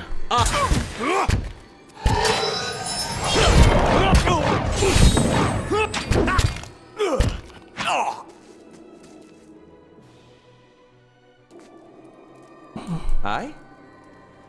Will we resurrect? No, we will not. And he attacking me.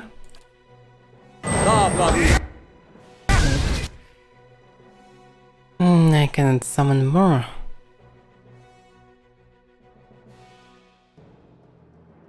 I can cast some damage spell to him while he's still the piggy. There cannot restore what? Fuck, this is so bad.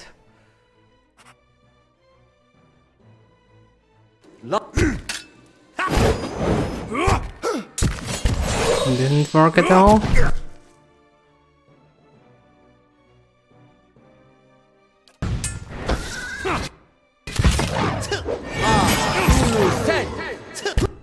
That's the problem. There probably will not manage to do it. Okay, I have potions. Can be changed in combat. Nice, very nice. I don't have any potions. I didn't prepare it because I mostly don't need it. This focus so. Yeah. I love that I can just run away from him.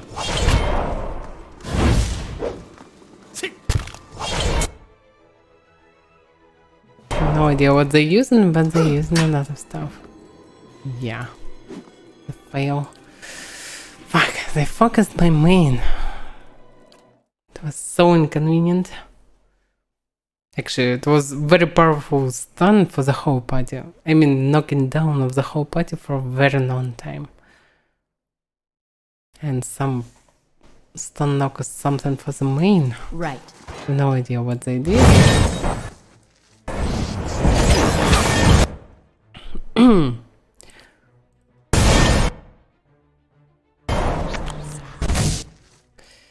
Okay, first of all, confusion.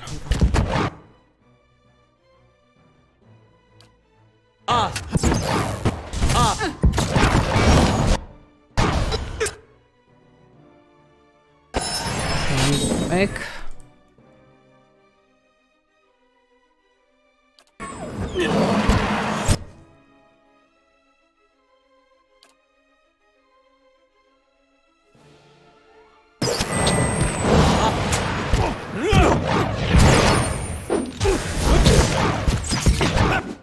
Damn, he's almost dead. And why am I in front lines again? Fuck. Okay, anyway.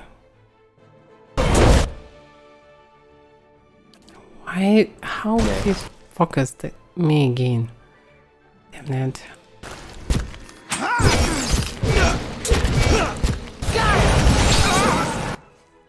Yeah, and it doesn't work on them for some reason.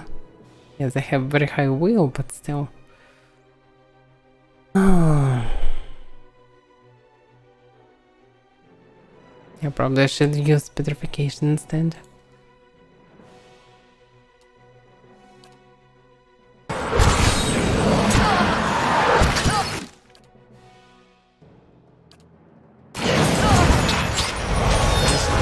Doing the job.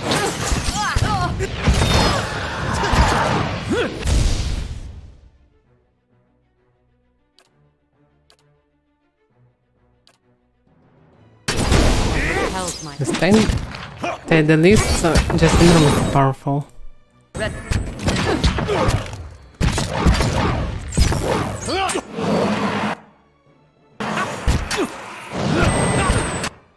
Surprised I cannot do anything about them, mostly. Damn it, my main is dead again. Doing the job.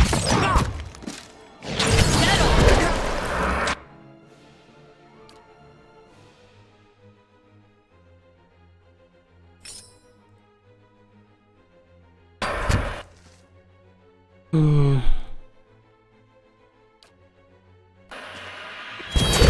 isn't doing the job.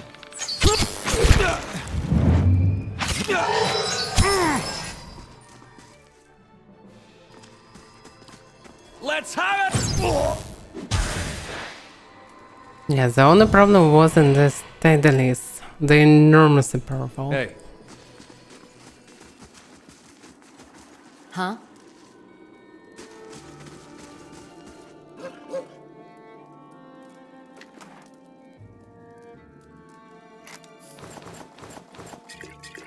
I doubt that I can see the level, but still.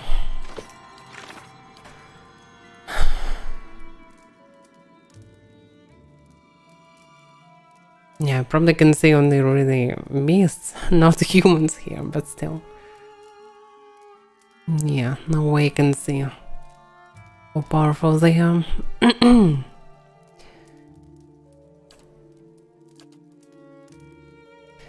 Alright.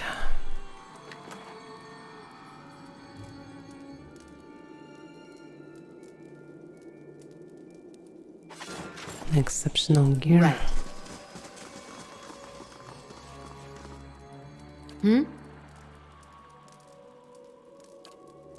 Yes?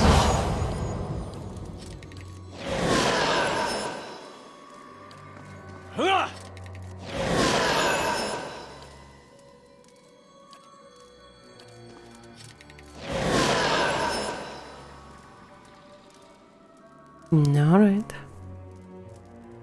We ready to continue? Mm-hmm.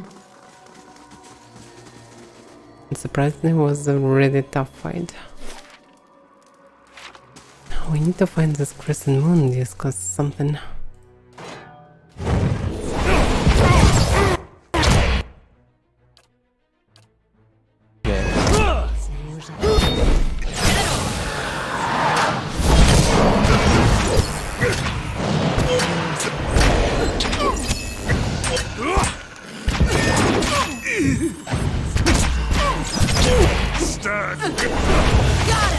My mind feels sharp as steel. Yeah, they're really powerful.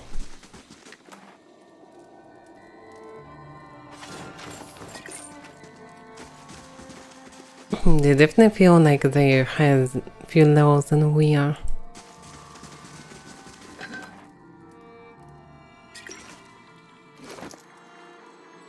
I should give some potions.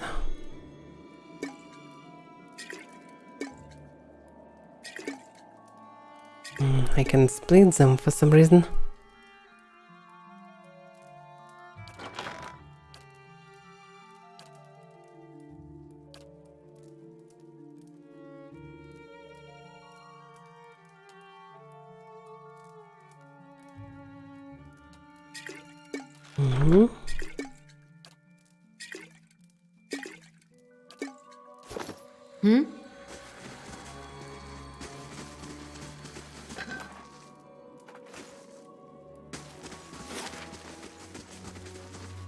Hall of Presence.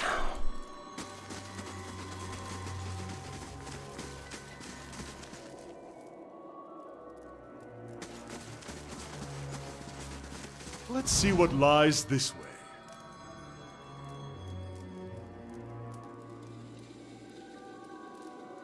What is this bone? Is this the same human bones? The massive coppery bones encased under the eyes seem to be part of the hips of a giant skeleton. Yeah, so this is the same parts.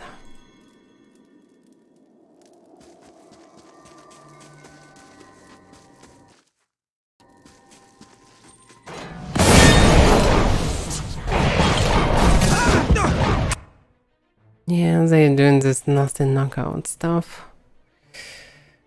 Oh, what burns. And I don't have much of control spells.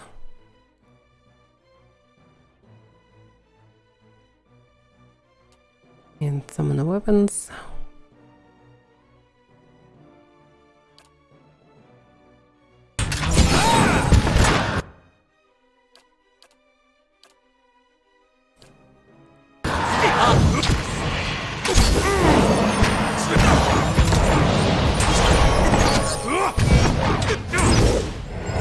so fucking tough.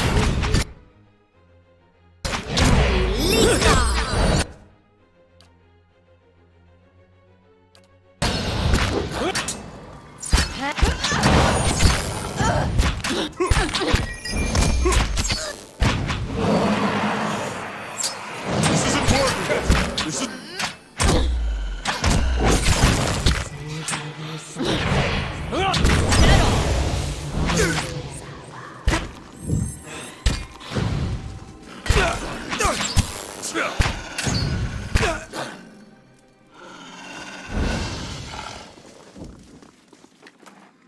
Looks like the monk can be pretty tough.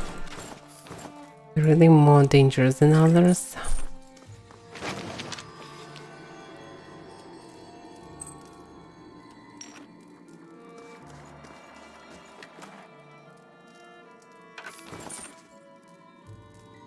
A thin layer of frost sparkles with a stir of bread and cabbages.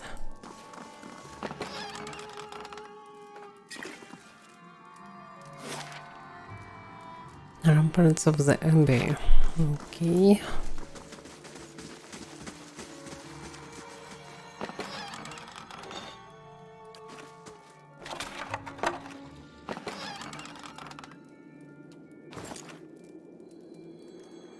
We actually can rest here.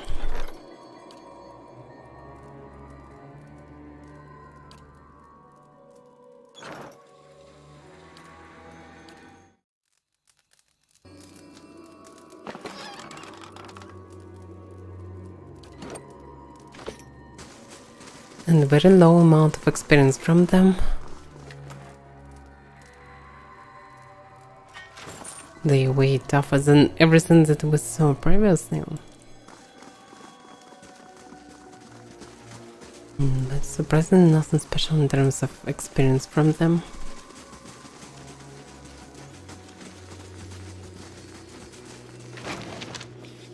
Wave crested key. Yeah, that should be it.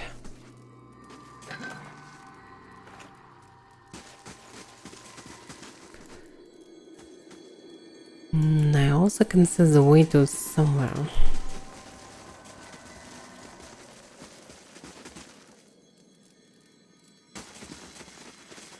Nothing is closed to the perceptive mind. What you ask is done.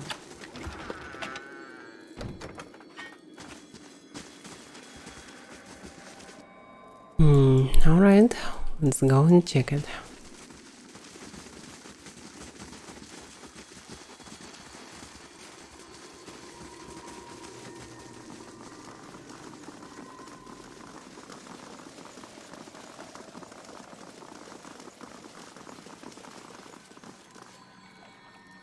Now stand again before the froststone panels.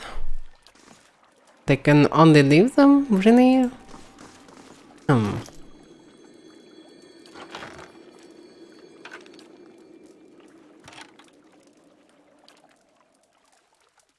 The skin's handle resembled the crest of a wave. It's cut from a deep blue crystal.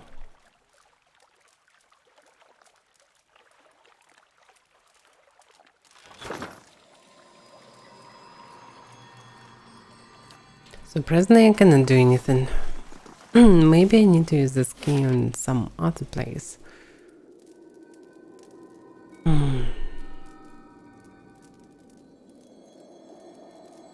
House of Presence. Which one to choose? This one is short, this one is far.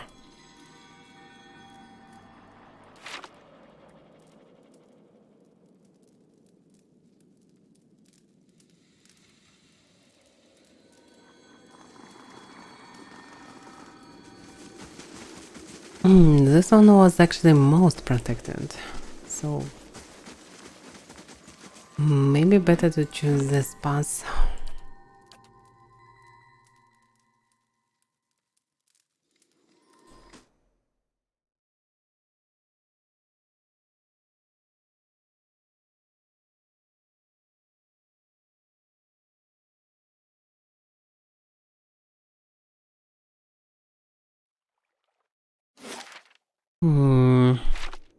Yeah, I actually expected to see some civilized place, but not just another cave.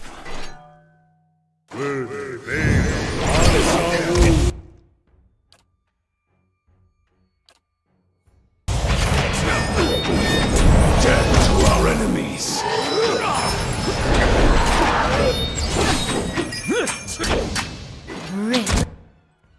Windbringer is probably a...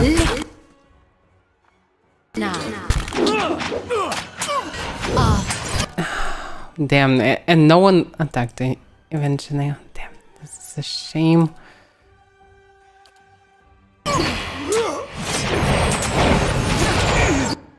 Fuck, even more of them. Okay, this can be the problem.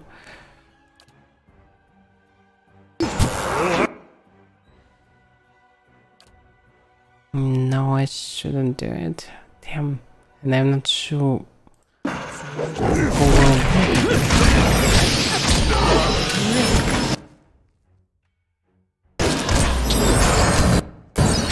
Stop using this.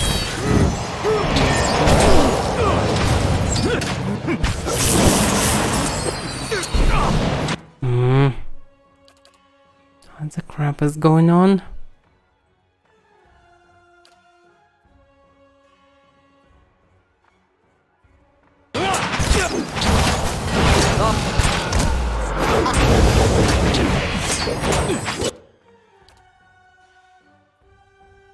Best weakness, some crap. The Watcher triggers the very essence of a creature with an next attack by passing trigger defense and leaving the weakened. Watcher speaks direct to the souls of his enemy, filling them with dread of what awaits them on the wheel. Okay, shitty crap.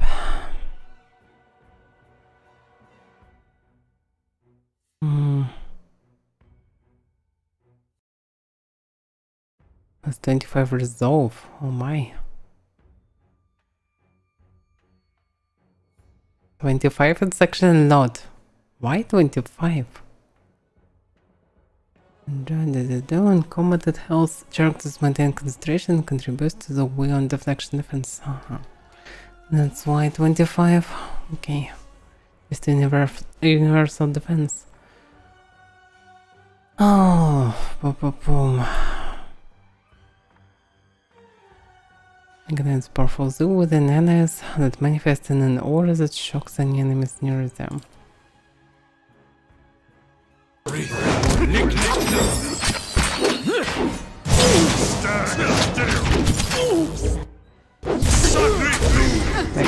Go away! Stop following me, damn it. Okay, let's use this ability.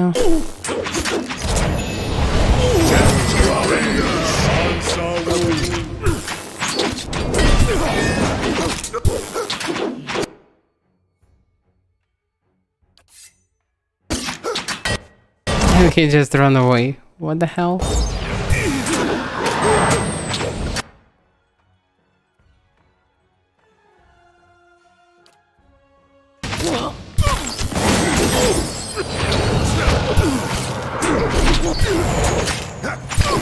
Yeah, looks like I buffed enemies with this as well. Right.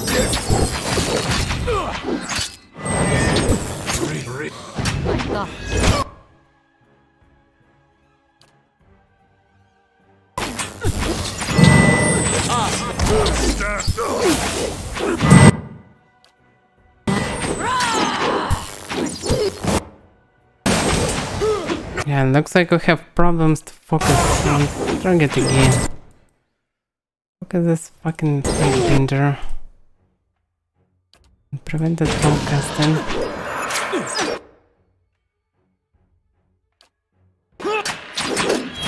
Lavaru, be on seat!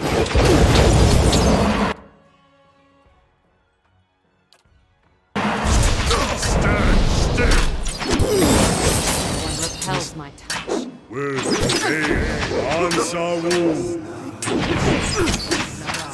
Damn, stop attacking.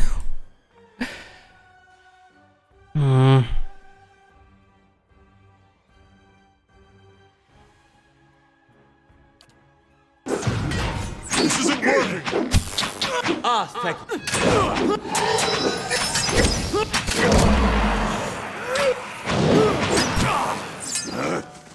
So unkillable, damn it. So many of them.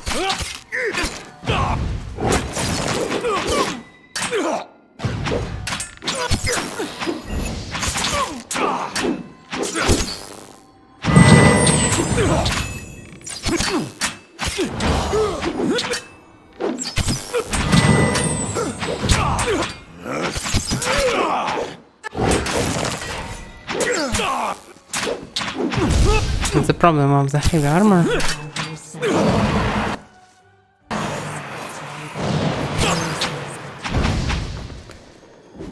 Oh, finally.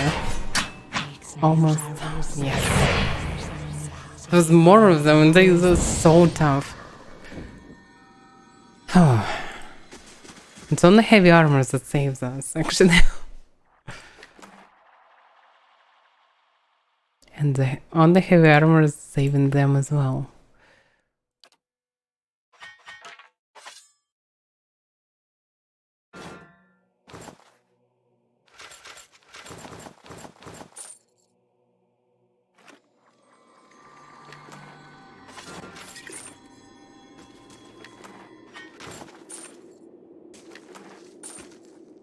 It's a shame that we have so much money in this game, but we cannot actually waste it with them on something useful. We can buy really good items, so there's no point of carrying so much money. Maybe I'm wrong, maybe eventually at the end of this DLC I will find something, but I doubt about it. So probably use us.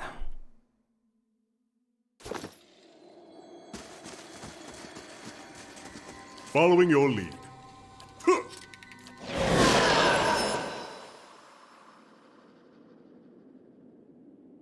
Right.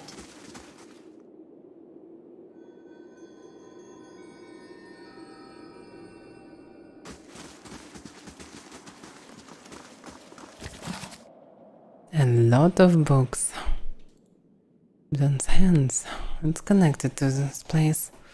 Of all the stories of all the gods, no doubt one of the most charming is the legend of Abdon's hands. In some cultures, Abdon's hands are tiny, cheerful creatures that hide in the walls and in the cracks between paving stones. In others, they are silent men of stone who roam distant lands. In all such tales, however, they are Abdon's constructs, built in his image to continue his good work of creating strong and wondrous things in this world. Those upon spying a mighty mountain peak, or row of Andra pillars, or another natural marvel, parents and nursemaids will tell young children that these are the works of Abdon's hands. Such is the appeal of Abdon as a deity, as it is through his legends that we recognize familiar shapes in the natural world.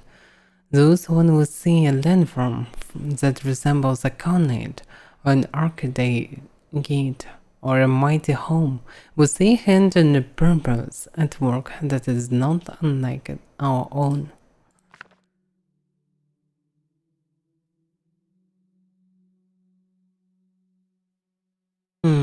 Enigmatic god of cold.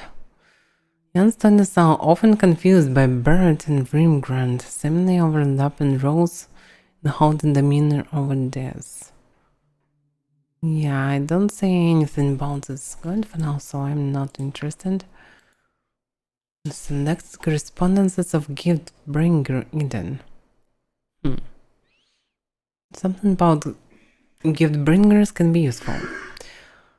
Seeing how ocean waves of under sorrow of your unrequited love for the unattainable moon, seeing of the ocean sorrow so that we may forget our own. Each day the tides reenact Ondra's longing for the great moon. The waters reach out at high tide, yearning for the heavenly body, only to slump into low tide when the moon proves unattainable. You asked me once why I loved Ondra so dearly, How I could go from a life on dry land to being a devotee to the goddess of the oceans.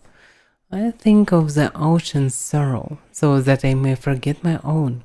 It is Ondra's message that speaks to my heart. I have devoted my life to helping others and discard painful memories, for that is the gift Ondras gave me. When I lost my young daughter, my wife and I were inconsolable until a gift bearer offered to take my toddler's toys and cast them into the deepest waters. Truth be told, I and the other gift bearers I know have never even spoken to Ondra. She is largely silent, and when she does speak, she uses floods and tidal waves instead of words. But we think of the ocean's sorrow, so that others may forget theirs. Ondra's story, the story of desire unanswered, actually matters to people like you and me. Magrin can't steer you to victory over sadness. Helena cannot force joy down a crying throat. Only Ondra can give us the strength to persevere when life seems without worth. And that is the answer to your question, regardless why I love my goddess so dearly.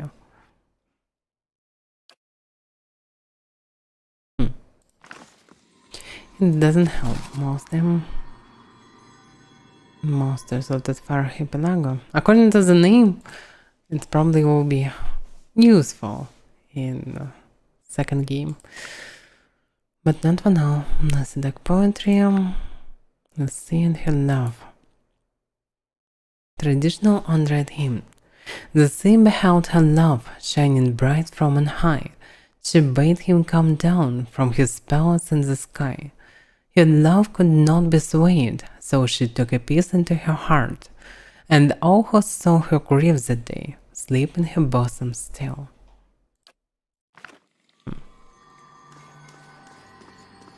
Not really the lovely one.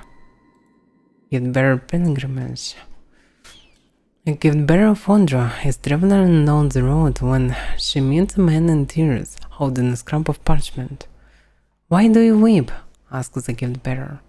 "I hold here a letter from my wife. I tried to be a good husband, but the letter says that I was not, and that she has gone to seek the company of a better man. Now this is all that remains of her." "Give the letter to me then," says the gift bearer. "For once you have forgotten the letter, your wife can cause you no further pain." The man gives her the letter and finds his tears have dried up. He thanks the gift bearer and leaves at peace. The gift bearer continues on, contemplating the man's story, but does not get far before she encounters an old woman in tears holding strings of beads.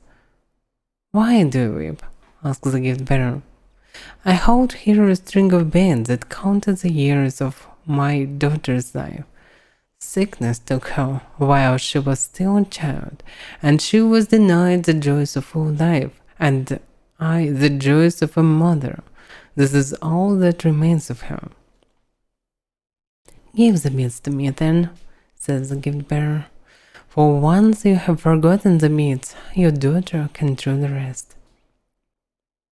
The old woman gives her the beads and finds her grief no longer gnaws at her soul. She thanks the gift bearer and lives at peace. Thinking on the woman's pain, the gift bearer follows the road until she reaches the sea. In her hands she carries the letter and the beads. They are light in her hands, but heavy upon her heart, and she is crying. She prays to Ondra to allow the objects to be forgotten and cast them into the water. And yet, long after they have sunk beneath the waves, the gift bearer finds herself still weeping. "Merciful Ondra," pleads the gift bearer, "in your service I have helped people forget their troubles. Yet though I pass them on to you, I feel them still as though they were mine. How can this be?" The gift bearer listens to the wisdom of the crashing waves until she understands. To feel the troubles of others in your soul is a burden itself. However, she has no token to give to Ondra to bear it away, for the troubles are not hers to forget. I give myself to you then, says the gift bearer.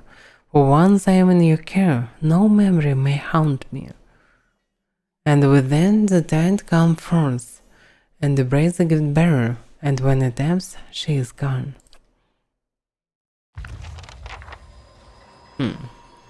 This actually makes sense.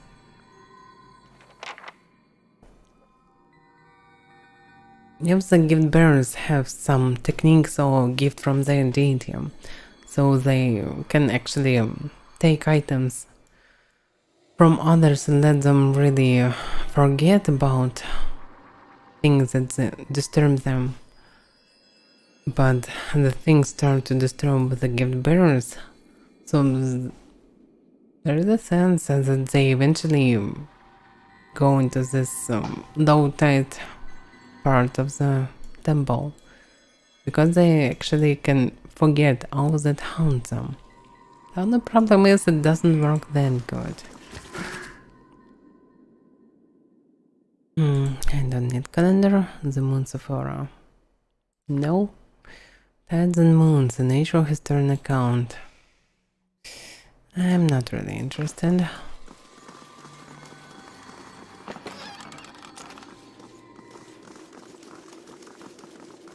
Okay, I don't see anything special, and I probably don't need to do this. Okay. The place is big.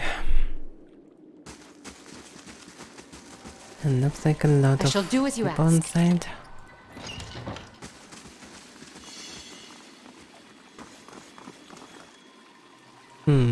Looks like a place for all these items.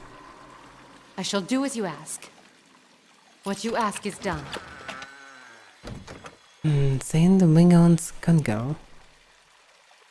Dimension 3. Yeah, but it still sucks.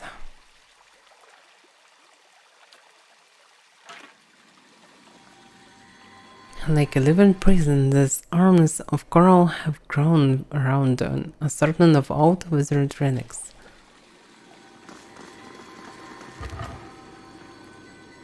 Nice. Gwyn's Bond of Union. Grants blessing one per encounter, grants instilled doubt when endurance drop below 80%. 1 per encounter, and plus 4 to intellect. Actually good one. These are 20 seconds. Wow, yeah.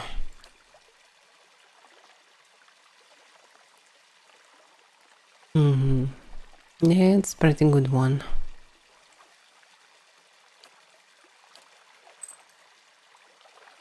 Suppress affliction to rest.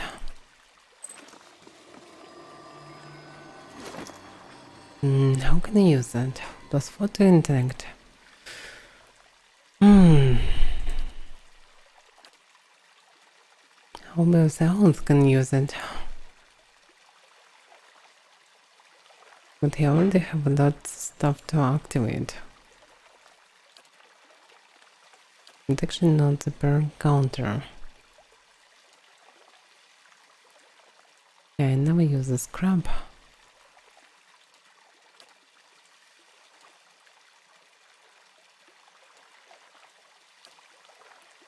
Doesn't help actually. Oh. Works in combination, I am.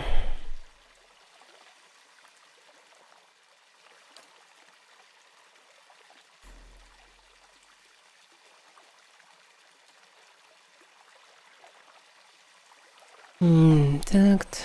In combat it contributes to the wound defense and influence duration and areas of effect for all abilities and talents. Okay, he definitely can use that. No problem, he probably has something to intellect. Yeah. This one.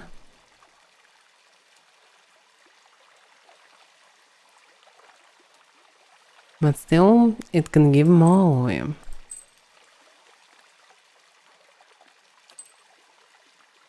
And he can use this for perception instead. 20 intellect now. 60% away. Right.